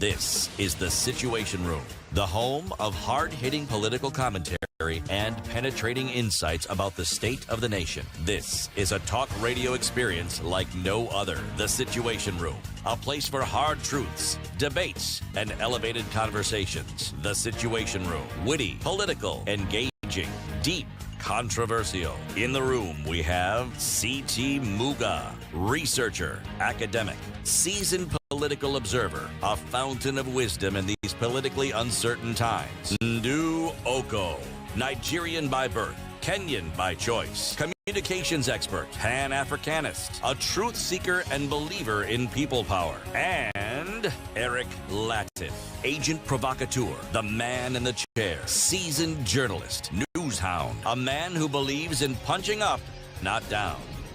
This 7 is after the 9, the Situation conversation Room, continues the in only whose way to hands are start we your safe day. between Raila Odinga and William Samoei Arap Ruto. We have to continue the conversation with our guest this morning, His Excellency Josephat Nanok, the Governor of Turkana County, Director General of the William Ruto Presidential Campaign, and His Excellency Derito Muriithi, Governor of Laikipia, Chairman of the Raila Odinga Presidential Campaign. But let's begin the hour, as we always do, with the day's proverb. Proverb of the day, brought to you by Communications Authority of Kenya. A deaf person may not have heard the thunder, but will surely see the rain. A deaf person may not have heard the thunder, but will surely see the rain. Better still, they will actually feel it if they're in the open. Yes. Utajua tu. Utajua tu. Utajua tu. Proverb of the Day, brought to you by Communications Authority of Kenya. Teach your kids about online threats and how to stay safe online by reporting incidences of internet misuse to ke-cirt.go.ke or call 0703 042 700. Mawasiliano kwetu. Okay. So we continue the conversation, and as we're taking that break to the news, Governor Nanok, you wanted to come in hot and hard. I hope the fire has not dissipated. Thank you. I think I wanted to come to respond to three things which my colleague Nderito has spoken on behalf of Azimio. I think the first one is that he brought in an example of what he's doing in Laikipia with a fund that is supposed to support small businesses. One of the challenges that Kenyan businesses are facing, small micro businesses are facing, is the cost of credit. It's very high. And the fact that they do not have they cannot be able to meet the requirements of banking institutions, then it exposes them to other creditors, exposes them to Shylocks, and exposes them to those who are loaning, like Poliza, whose interest is very high. Because when you talk about 10% interest in a day, then in Anania, if you've been borrowing, it's very high. It's almost 3,650%. And one of the things that we are promising, the William Ruto is promising, is to address this cost of credit and make sure that everybody, including the small businesses, access credit at a much equitable rate. The second issue is about the constitution. You know, if you want a leader who is serious, who is honest, is the one who believes in the rule of law and who accepts when they know they are wrong.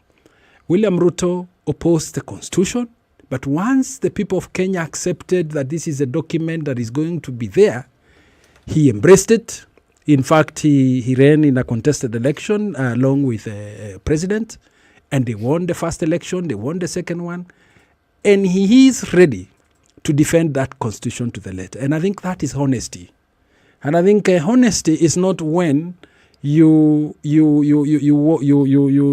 honesty is not when you want to go against the implementation of that constitution by swearing yourself in.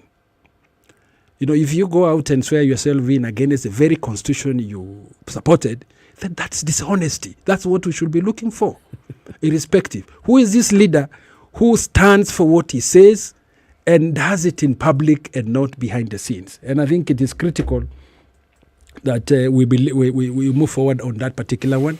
And I gave it to William Ruto for speaking his mind and for standing with the constitution anytime. And he has even come out and said the results of the August 9th elections, he is ready to accept those results, whatever direction it goes. And I think that is being honest, because you're putting it out in the public.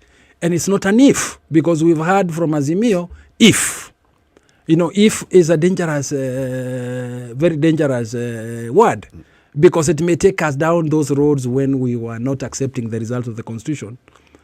Even when the court itself, the Supreme Court, says the numbers were not a problem, it is just a process of counting, of arriving at those numbers that was a problem in the last election when a dispute came into court. But even when the highest court in the land put a ruling that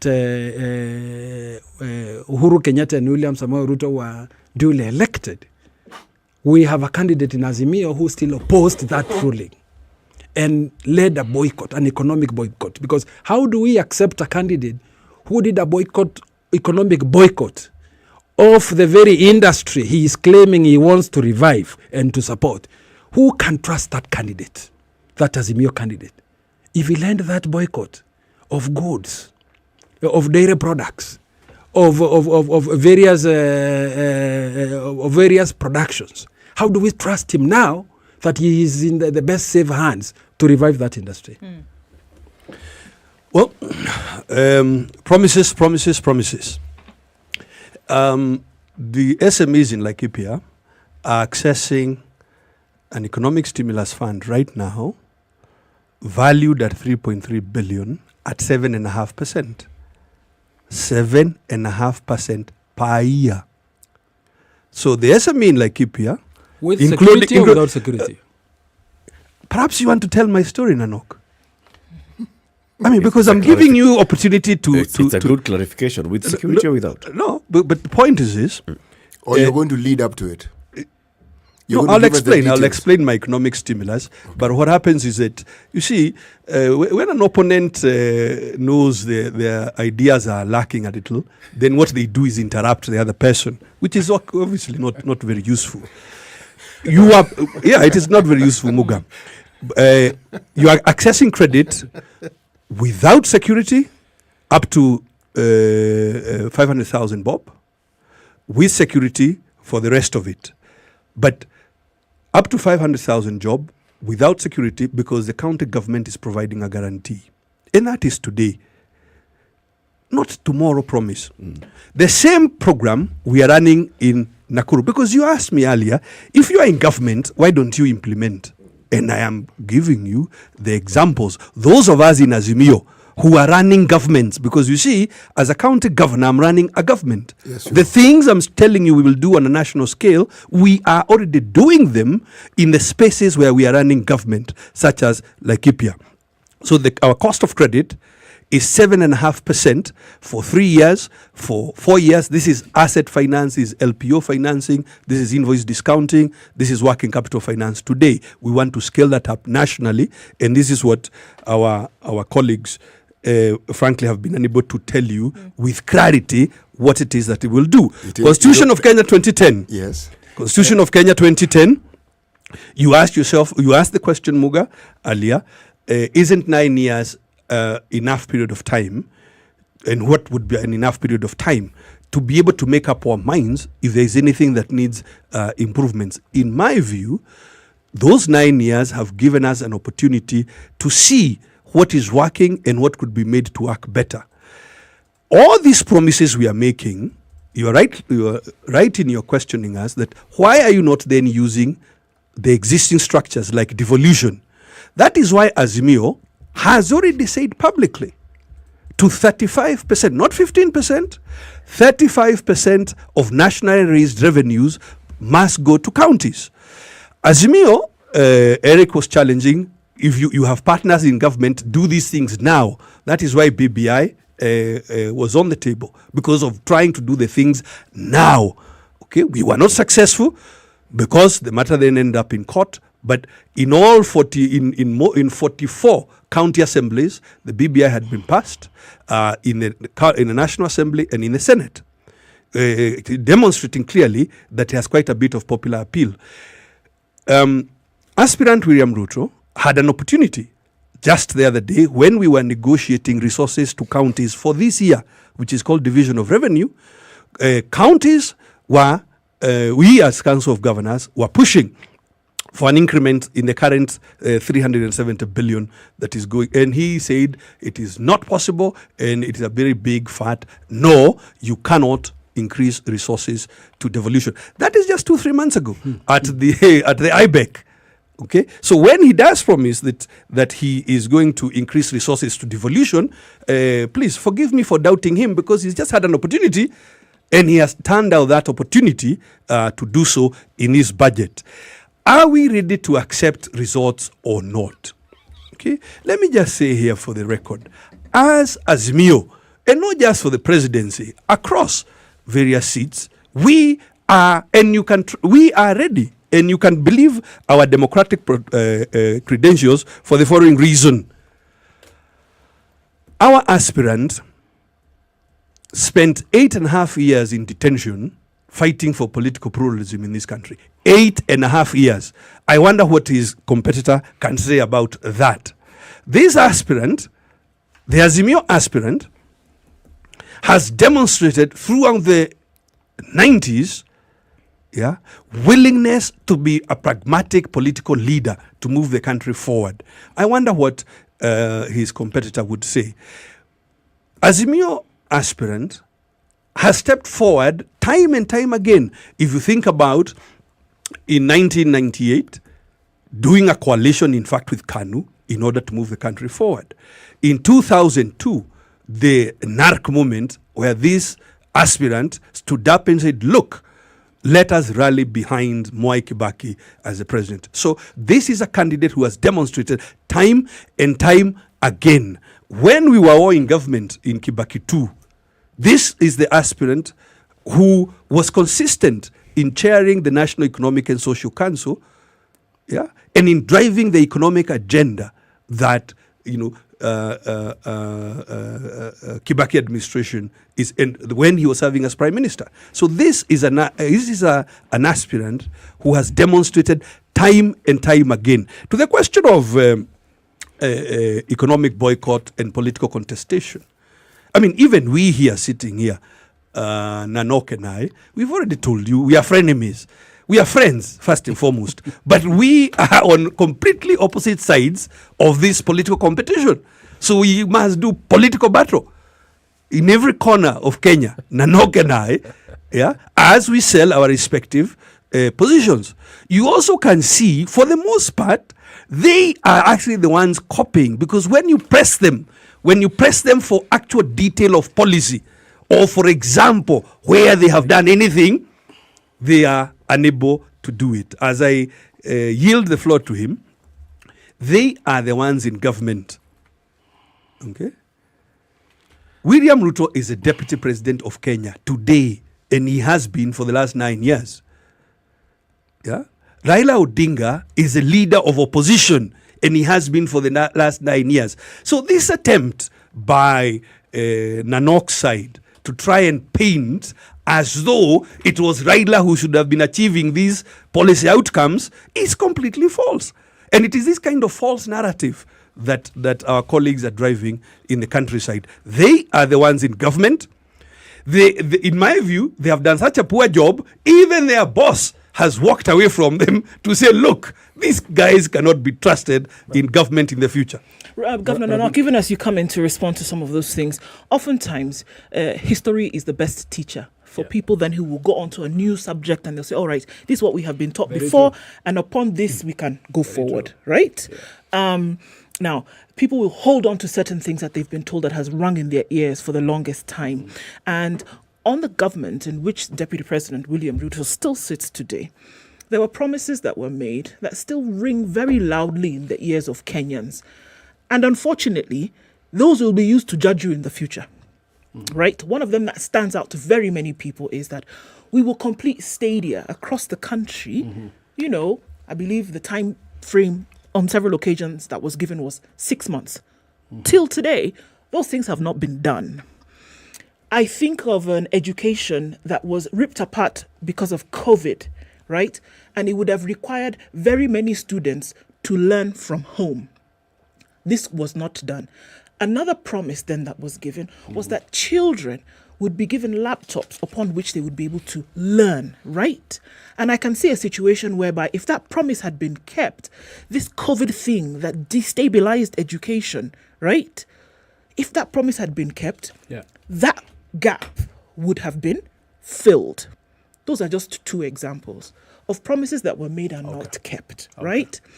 And here we have another raft of promises being made. How then do we want Kenyans to say, actually, you know what, this time we can believe you? Thank you. And I think, let me begin with that. You know, the Uhuru Ruto government was a team. And those promises were made on behalf of Jubilee administration. But now when it comes to implementation, it is about the team that is implementing those promises. You have the cabinet, you have the ministries, you have the various other players. And a decision-making organ once you are done with campaigning and you're executing.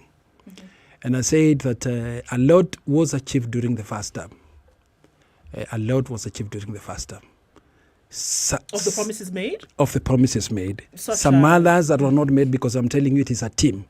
And the leader of the government team is always the president because that is his government, with the support of a deputy. Even in the second term, with the promises were being made, you cannot blame the deputy because he is not the one running government. he is the one allocated duties to do, to be able to execute some of those promises. Okay. Those promises were being implemented by the various relevant ministries and institutions. So if there was a failure in that, then you hold accountable to the person that was elected president. What William Ruto is doing now is promises that we himself will be held accountable once he becomes the president, and will be directing the implementation of those promises. But when these promises were being made, and I have to stick on this, when those promises were being made, he didn't say these promises will be implemented by the president and I will follow suit to assist. He said we. He made commitments. Said we. Yeah. And at that point, he must have known what you're saying now, that the runners of this engine was not him. There were people, there were CSs, there were PSs, there were policy makers. He must have known this. Would it have been so bad? If we're now saying we're being honest, would it have been to say, you know what, guys, this is what I would have liked to do, right?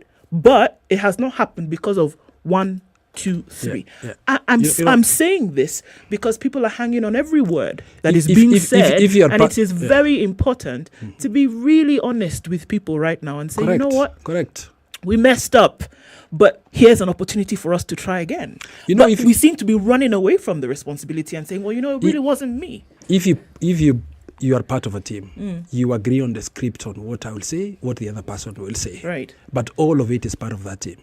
But if you do not have the control when it comes to implementation, because decision on implementation is made by the head of that team. And this is basically what happened in the second time. I think you've heard William Ruto coming out publicly and saying he has played a very, very minimal role on the second term implementation of Jubilee's government agenda. And that is the fact. And that is out in the public domain. And it is something that cannot be contested because it is himself who has said, if he had that opportunity, even the big four, if he was receiving the support of the president to run, would the words be the same?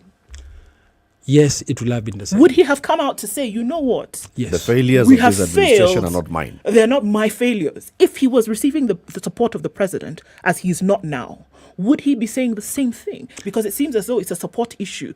Now that I'm not in the inner caucus anymore, I'm not going to speak in support of the president. He has come out publicly to own up the first term of Jubilee administration. But the second term, he has publicly said he is not responsible because he was kept aside. Now, this is what I'm saying. Yeah. He's dropping that responsibility because he was kept aside. If he was receiving the support, would the words have been the same? It will have been different. Yeah, it will have been different. But let me just continue. It will have been different. If he had received the support and he had played a very big role in implementing, it will have been different. But why not look at the structure of cabinet for a moment? Let me just as you proceed, why don't you look at the structure of cabinet? Please, because it's a team. You said it's a team. Let me conclude. Let me conclude fast. Number one, you know, as you implement in Laikipia a stimulus program to support the small businesses with a 7% interest, we in Turkana are implementing one small amount, 186 million, supporting 3,000 micro small businesses at 3% interest. And this is because we accepted that the 3,000 small and micro businesses in Turkana do not have the sufficient security to be able to borrow from a financing institution. And government has to provide that security. And this is what we are saying. If William Ruto takes up government, then we will deliberately provide that room to be able to lift up those businesses, because it's in those businesses where revenue generation is going to be increasing, money in the pockets of people is going to be increasing, and then we can be able to solve the 9 trillion debt burden. I think if we do not have a plan for solving the huge debt burden, then this country is going to the dogs. Second is the issue of constitutional changes. In fact, I in particular think 9 years is not sufficient enough for us to be able to change 45% of our constitution. 75 articles in the constitution is what BBI was proposing to change. And those changes were so fundamental that it will have brought us a completely different document. And I think we needed sufficient time to implement it. What have we done? We have not implemented. Even for northern Kenya, for the equalization fund that was supposed to equalize them, up to now, those resources have not been deployed. Even that alone has not been implemented. And a commitment for William Ruto is to make sure that fund is deployed to help those areas. That fund whose is responsibility deployed. was it to implement, say, you've mentioned, well, the equalization fund, whose responsibility was it? The executive.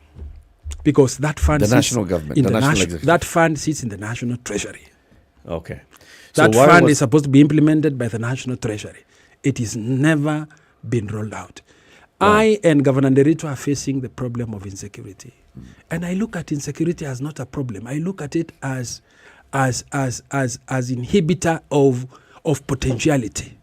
Because when you look at why cattle rustling and insecurity is on the rise, it's because we are denying to focus on how we can be able to unlock the potential of those people. What are they fighting for? Water and pastures. What are they fighting for? It's the fact that government is not focusing on those areas to solve those critical problems. We, through the bottom up, will want to give people that opportunity through their solutions and put money deliberately. So let me ask you that question directly, Governor Nanok. Okay, so you tell us that the deputy president was deputy president for the first 5 years. He has been relegated to somebody just like a visitor to the cabinet in the second term. In that first term, why was the constitution only implemented to a tune of what you said, 30%? When the government was working properly and there was proper coordination and understanding, why was only 30% of the constitution implemented?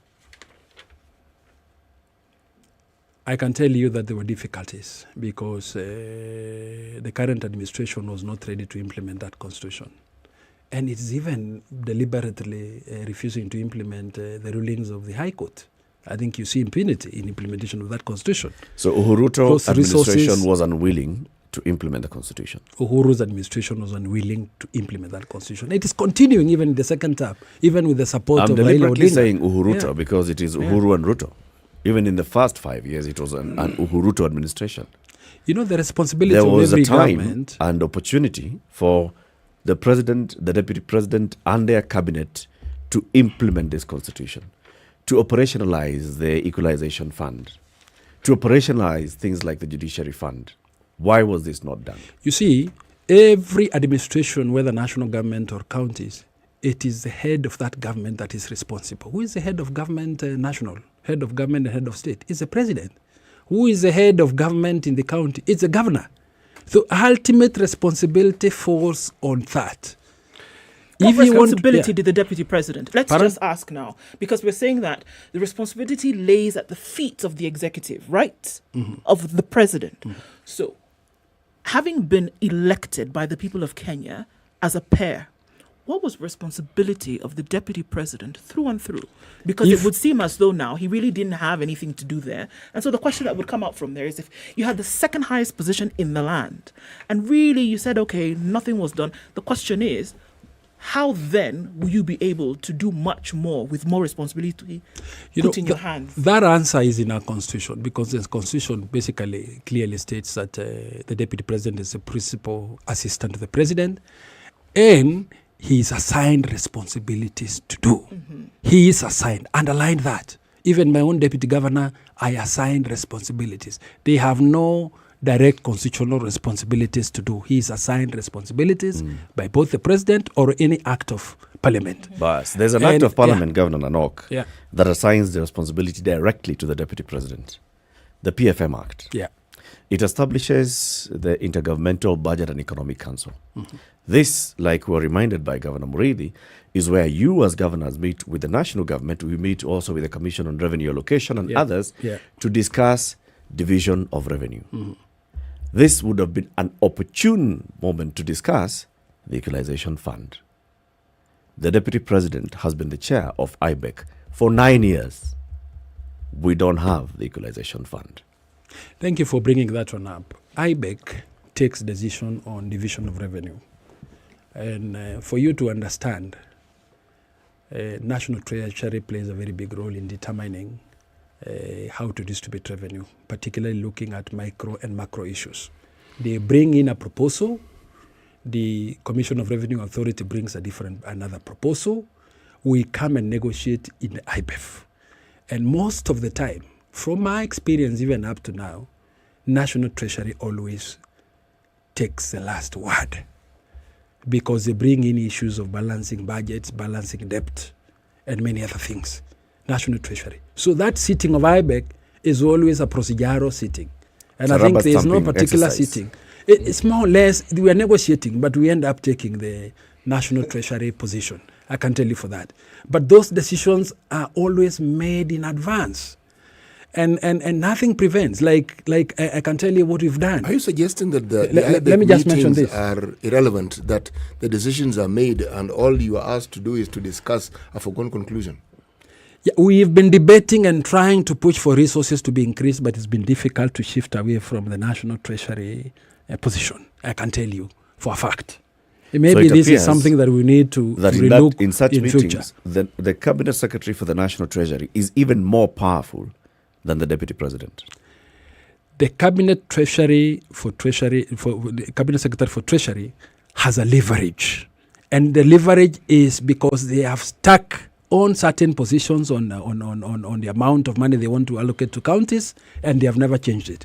But you have to accept in the 2022-2023 budget, using members of parliament that are aligned to William Ruto, we have managed to push Azimio to accept to put 35% allocation for devolved governments in the budget.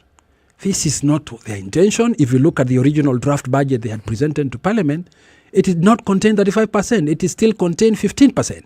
So we've managed to push that, and it is in those budget estimates. And I think this is a commitment to ourselves that you can even do the 35% now. You don't have to wait for a constitutional change to effect 35%. Because the current constitution talks of a minimum 15%. It doesn't talk of maximum. Maximum has to be negotiated. It can go to 50. It can go to 60. Allow us to take a break so we can take a look at the traffic and weather, and then we come back and Governor Muriithi, you'll respond to some of these issues. 25 minutes to 10. In whose hands are we safe? Is it in the hands of William Samoei Arap Ruto, the Deputy President of the Republic of Kenya, or is it in the hands of Raila Odinga, who is supposed to be the leader of the opposition?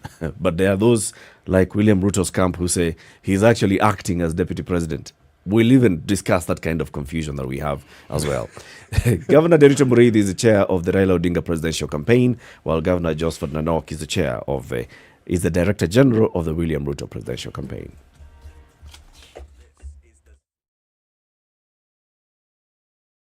This is the Situation Room, the only way to start your day.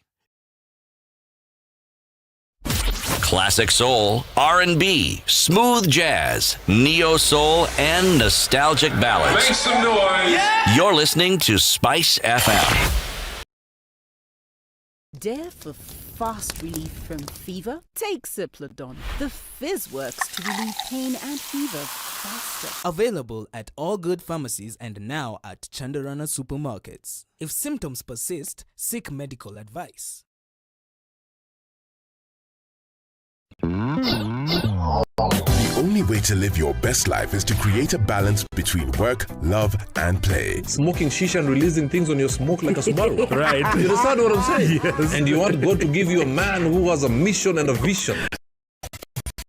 You may create an illusion of, because he's younger, he's interested in me or he likes me, but he's using me. Text the word adult to 22840 to get the latest clips from adults in the room directly to your mobile phone.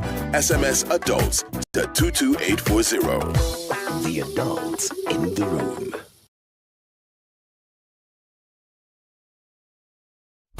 Classic soul, R&B, smooth jazz, neo soul, and nostalgic ballads. Make some noise. Yeah. You're listening to Spice FM.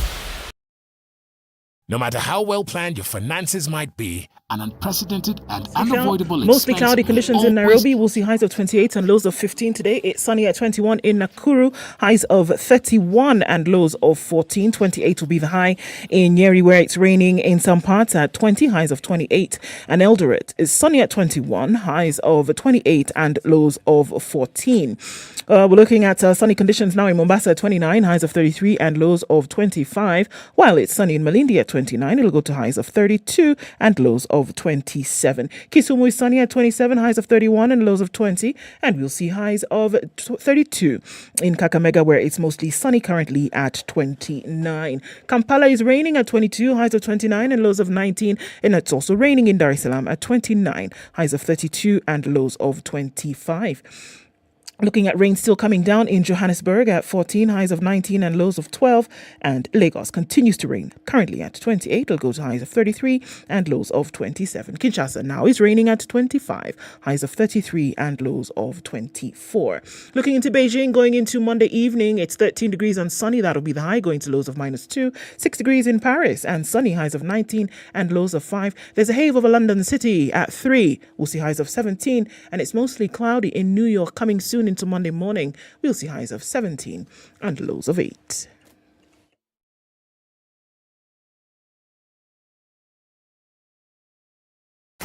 Are you ready? Okay. Spice FM. All right, it's dying down in most parts, but we're still looking at the eastern side of the city, coming off of North Airport Road, going towards Outer Ring and then out towards the Eastern Bypass. That is still a clog up this morning. Langata Road looking a lot better, and Gong Road also, what was crazy before, is easing off. What else are we seeing on Uhuru Highway going out into the city and then towards Westlands? It's much better now on the Thika Superhighway. We just have some traffic at the Pangani underpass. Muthaiga Square coming from Kiambu Road is where you'll see the most of an issue this morning, and it continues. Let's get through Monday in one piece, shall we? And then let's talk on Spice FM KE on Twitter. Text 40127.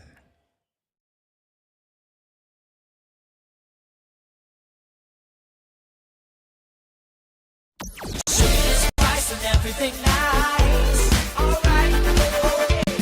Spice FM. Spice up your life. Mature, intelligent talk every morning. Spice up yourself.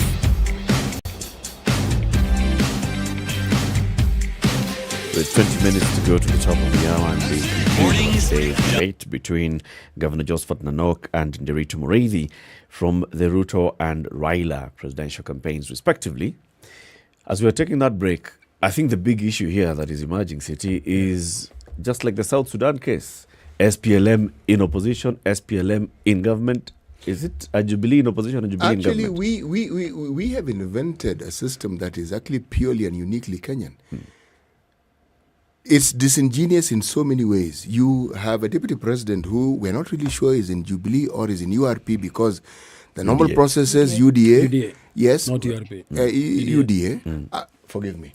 I'm not very certain where it is that he stands. You have an ODM governor who hasn't left his position as the ODM governor, and yet he's supporting a URP presidency. That's Kenyan. Then you have an independent governor who is in Jubilee and is supporting... He's in PNU.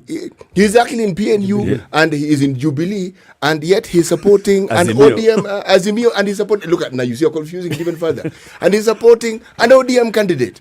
Now, this is Kenyan. But against his background, it tells you that positively, the spirited manner in which Governor Nanok has actually supported and presented the position of his candidate, it points us, under the manner in which Governor Mureithi has actually supported his candidate, it tells us of how it is Kenyans can discuss pertinent issues by completely avoiding them. You see, here we have a situation in this country where we know the realities, and yet we discuss the things which are the non-essentials and the non-realities and the politicized realities that we like to talk about. The deputy president in this country has been, and by Governor Knox's own admission, a powerful deputy. If you can convince Parliament to change issues, it means you have the power, you have the following. In the first term of this government, this was a genuine Nusumkate government. It's the truth. They were appointments based on sharing that particular political power. It's a fact that we know, but we seem to be skirting around it as though it didn't happen. It did happen. Now, where we are right now and the discussions that we're having, if we allow the political debate to take center stage and we fail to face the realities, then we are going to fail to face the responsibilities that each of these politicians have had.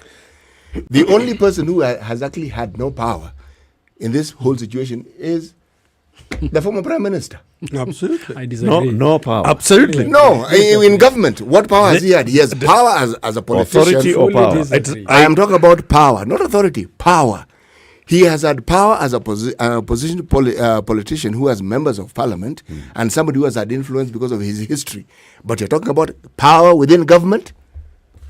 In the Now, same way, I think it's my time to respond. For CT, in the same way you're saying that the deputy president could convince members of parliament to change something in parliament, it's the same way that the leader of opposition and leader of ODM could convince his MPs to change. Absolutely, but So he was power. not the deputy president, neither was he in the Can I government. take it fast?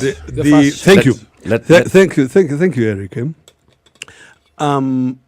And it is true, our political arrangements are confusing. For example, I'm an independent governor, and I have indicated in the next season, or in this coming election, I will run as a member of a political party.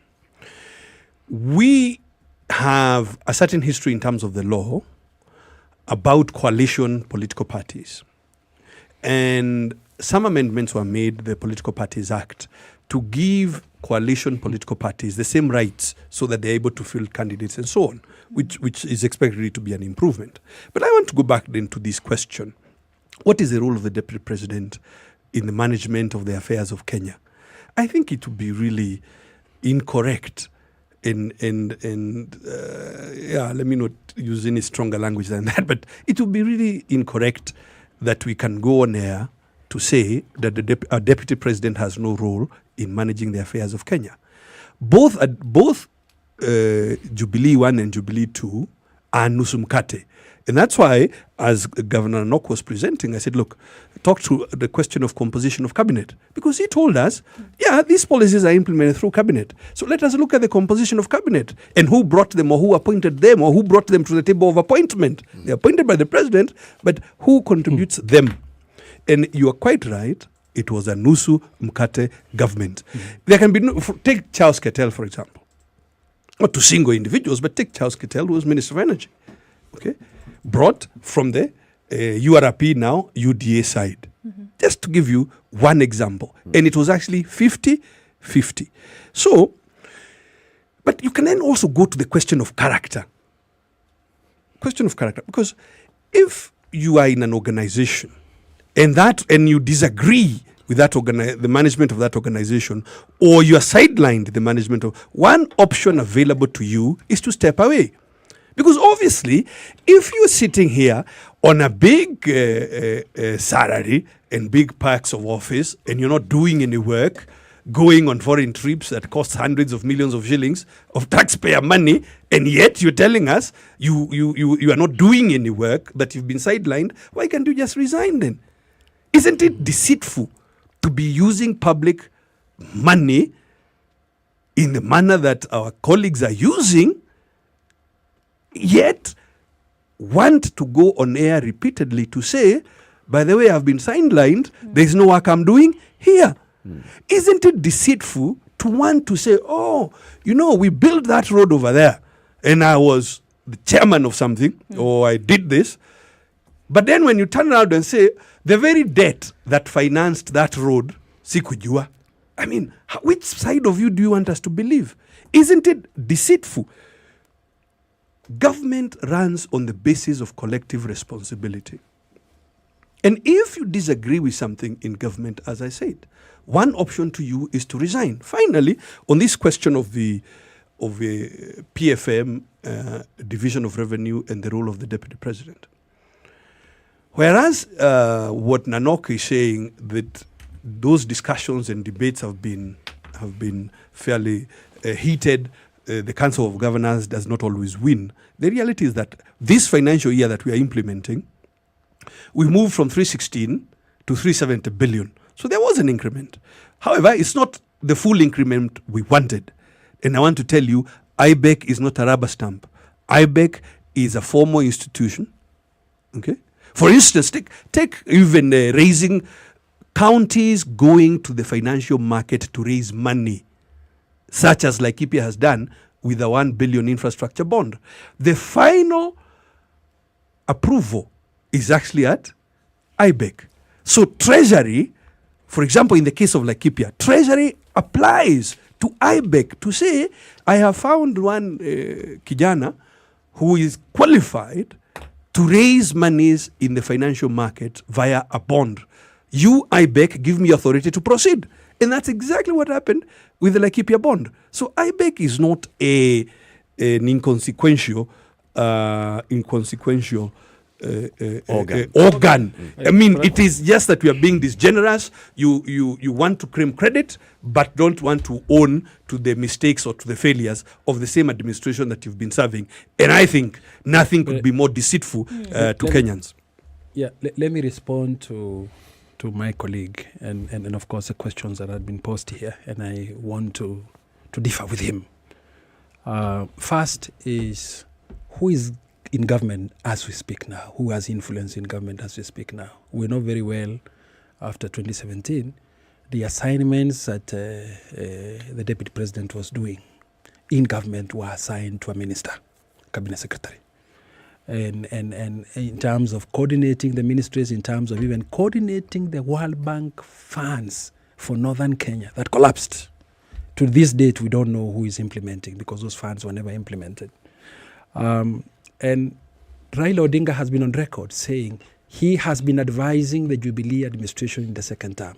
And he has even promised that the current president is going to be his advisor once he becomes president. So you can't rule that one out, that he has been having a very big influence on this government. Second, why would parliamentary committees supposed to be shared by members of the ruling administration be shared by the opposition? Like finance committee, why will somebody from ODM be sharing the finance committee, which is a fully government responsibility? So you can really see the reasons why we are saying the opposition is in government and driving the government agenda. And that's why William Ruto has been put aside. And I can tell you, there is no particular assignment in the second term that has been delegated to him which he has refused to implement. And of course, the BBI has been that big challenge, because what was the BBI introducing? The BBI was introducing changes in the constitution, changes in the governance structure, even bringing in issues that could be done administratively and saying, let's change the constitution to do it. What was the Youth Commission doing in the BBI? You don't need to create a youth commission by changing the constitution. You don't need to increase funds to counties by changing the constitution. You can do it administratively now. Then, second issue, is this a nusu mkate government or not? It is not a nusu mkate government. The only nusu mkate government they are aware is the one of NAC, where President Kibaki and Prime Minister Raila Odinga came together. And in fact, they signed a coalition agreement that was tabled, that was known, that it was actually a nusu mkate government. For this particular one, it is one government. There is no agreement that has been put out in public to say it was a nusu mkate. The appointing authority is one. The sacking authority is one. And that's how it's been. And the deputy has been supporting the president in implementing those decisions. Once he's asked, take up this responsibility. And of course, you will admit with me, a lot of infrastructure. He drove the process on the ground. He visited areas where infrastructure was being built at that particular time. So he was part of government? That time, the first time, he did that. The first time he did that. He's more or less, he is a deputy president constitutionally. But you can realize that the responsibilities that used to be assigned to him have been taken away. Governor, they are being implemented by other people. Let me just say one last thing. Okay. When it comes to issues of character, and I think Azimio has been pushing for the deputy president to step away so that they can take up that footing. Of course, he's not stepped away. He's still sitting there to be assigned the responsibilities. In fact, if you ask Raila and the president to assign him responsibilities today, he will do those responsibilities. He will do it. And second is the question on who do we trust? Who is causing much more impunity? The person who boycotts businesses. How can you trust the person who boycotts businesses, including media businesses? How do you trust that person to be the one driving the growth of those businesses? How do you trust that person to be the one driving the reversal of the constitutional gains by Kenyans? So who is most trustworthy? And I think when we look at that, we look at the heart on who is the critical individual who should occupy the presidency in elections on 9th of August. And of course, finally, on IBEC. You know, let me tell you, the increase of resources from 315 billion to 370, I mean, to me, it is not just an increase. What basically happened is conditional grants that are not always counted in the division were added on to what is being allocated to counties.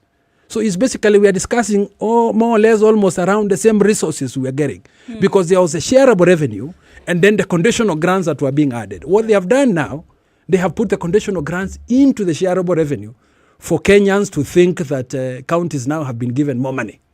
Yet that is not the reality. Well, I better correct that because first of all, conditional grants are time specific, okay? And they are intended for you to use the time to achieve a policy objective. At the end of that time, you can decide to take away the conditional grant, or if you want to continue with it, you can put it in the common pool. So, whereas it is true, for example, the road maintenance fund is now no longer a conditional grant. It's part of the ordinary shareable revenue. But in the movement from 316 to 370, there was 40 billion new money that was not part of conditional grants that were expiring. Who do you trust? Because I think, as Governor Nanok has tried to summarize, it comes down to that. Who do you trust? Aspirant Raila Odinga spent 8.5 years in detention fighting for political pluralism. He was detained first. He didn't give up. He was detained again. He didn't give up. He was detained a third time. He was detained a fourth time. He didn't give up. And political pluralism finally came to us in 1992. As Raila Odinga and other opposition leaders, so maybe I'll trust that person because he was willing to put 8.5 years of his life for the fight for freedoms of Kenyans. In the 90s, when Nanok's aspirant were printing money, were running around as YK92 and so on, Raila Odinga and the rest of opposition leaders were pushing the envelope of political freedom in Kenya. In the turn from KANU to Kibaki or to the National Rainbow Coalition, again, it is Raila is center stage in moving the political direction or moving Kenya in the right political direction. Yeah? So, character. When it is, and I just want to, let me put it out there. If you look at a number of our colleagues, about the Nusumkate when I'm getting there, and whether opposition is in government, I'm trying to go quickly because I realize we're running out of time. If you look at our colleagues, including his aspirant, and I will not say they are guilty, what you will find is that many of our colleagues have court cases related to governance issues, whether you have grabbed land, public land, or some other public asset. And it is across 10, 20 leaders, key leaders in that formation. Compare that formation to ours. So again, going to the question of character, who can you trust that the things they're telling you? Ndu asked, and my colleague was unable to answer, these promises you made about Stadia, okay, why didn't you implement them? And you are saying in the first half of this administration, at least the deputy president was being assigned responsibilities. You promised laptops. Why didn't you implement them? You had said you're going to do it in 6 months. The first term was 5 years. Why didn't you implement these things? And how can we then trust that anything that you promise now? I think those are questions for the president. Didn't think the president is not running? The president is not running. Is the opposition in government? No. Raila Odinga is the leader of opposition. He is not the leader within government. But yes, the opposition has been supporting government. Frankly, so the opposition is not in government; it is just supporting government. It does support government. Okay. And in fact, Eric, I'm sure you've heard of the term loyal opposition. Yeah. Being in opposition is not to mean that you must oppose every initiative of government. It is not to mean that. In fact, you are expected to be a government in waiting. You saw in Singapore the other day, government taking very stern action against leaders of opposition on governance issues. Because you, as opposition, yes, you check the government, but you are also a government in waiting. Therefore, you must behave in certain ways. As if you're in government. Yeah. As if, as I conclude, Governor, Bibi, thank you. Let's conclude on that point. Just to say, Can I finally, say just one word? Final word. Yeah. And make it a 30-second word. Yeah. Indeed, the Nusum Kate government, the Kibaki government, and Kibaki was, mind you, is my friend's uncle. Mm-hmm. Well, thank had you for problems. that. Had problems. Because government had problems. The Prime Minister were literally fighting with President Kibaki. We are getting back into that conversation. and Governor Nanok, it's okay. We've heard it. Thank you very much. Thank you very much, Your Excellencies, for joining us today. Thank you for is my pleasure. Vibrant conversation. Yep, they're shaking hands. Schoolmates, primary schoolmates work together as assistant ministers. Governor Nanok has served as the chair of the Council of Governors, in which Governor Murithi has been serving. We hope to have some peaceful conversations going forward and even peaceful campaigns. And thank you very much for joining us. Thank you for tuning in to Kenya's biggest conversation. You could have allowed us to both say to Kenyans, let us have actually peaceful campaigns on both sides. That's good. I can go fast. No, we're done. Oh, because the time is over. Asanteni sana. Asanteni sana. Yes, we're done. Asanteni sana. Thank you for tuning in to Kenya's biggest conversation. Join us again tomorrow morning, 6 a.m. to 10 a.m.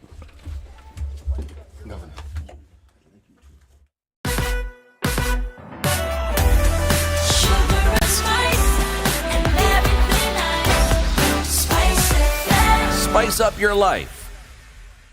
The latest news from around the world. 94.4 Spice FM.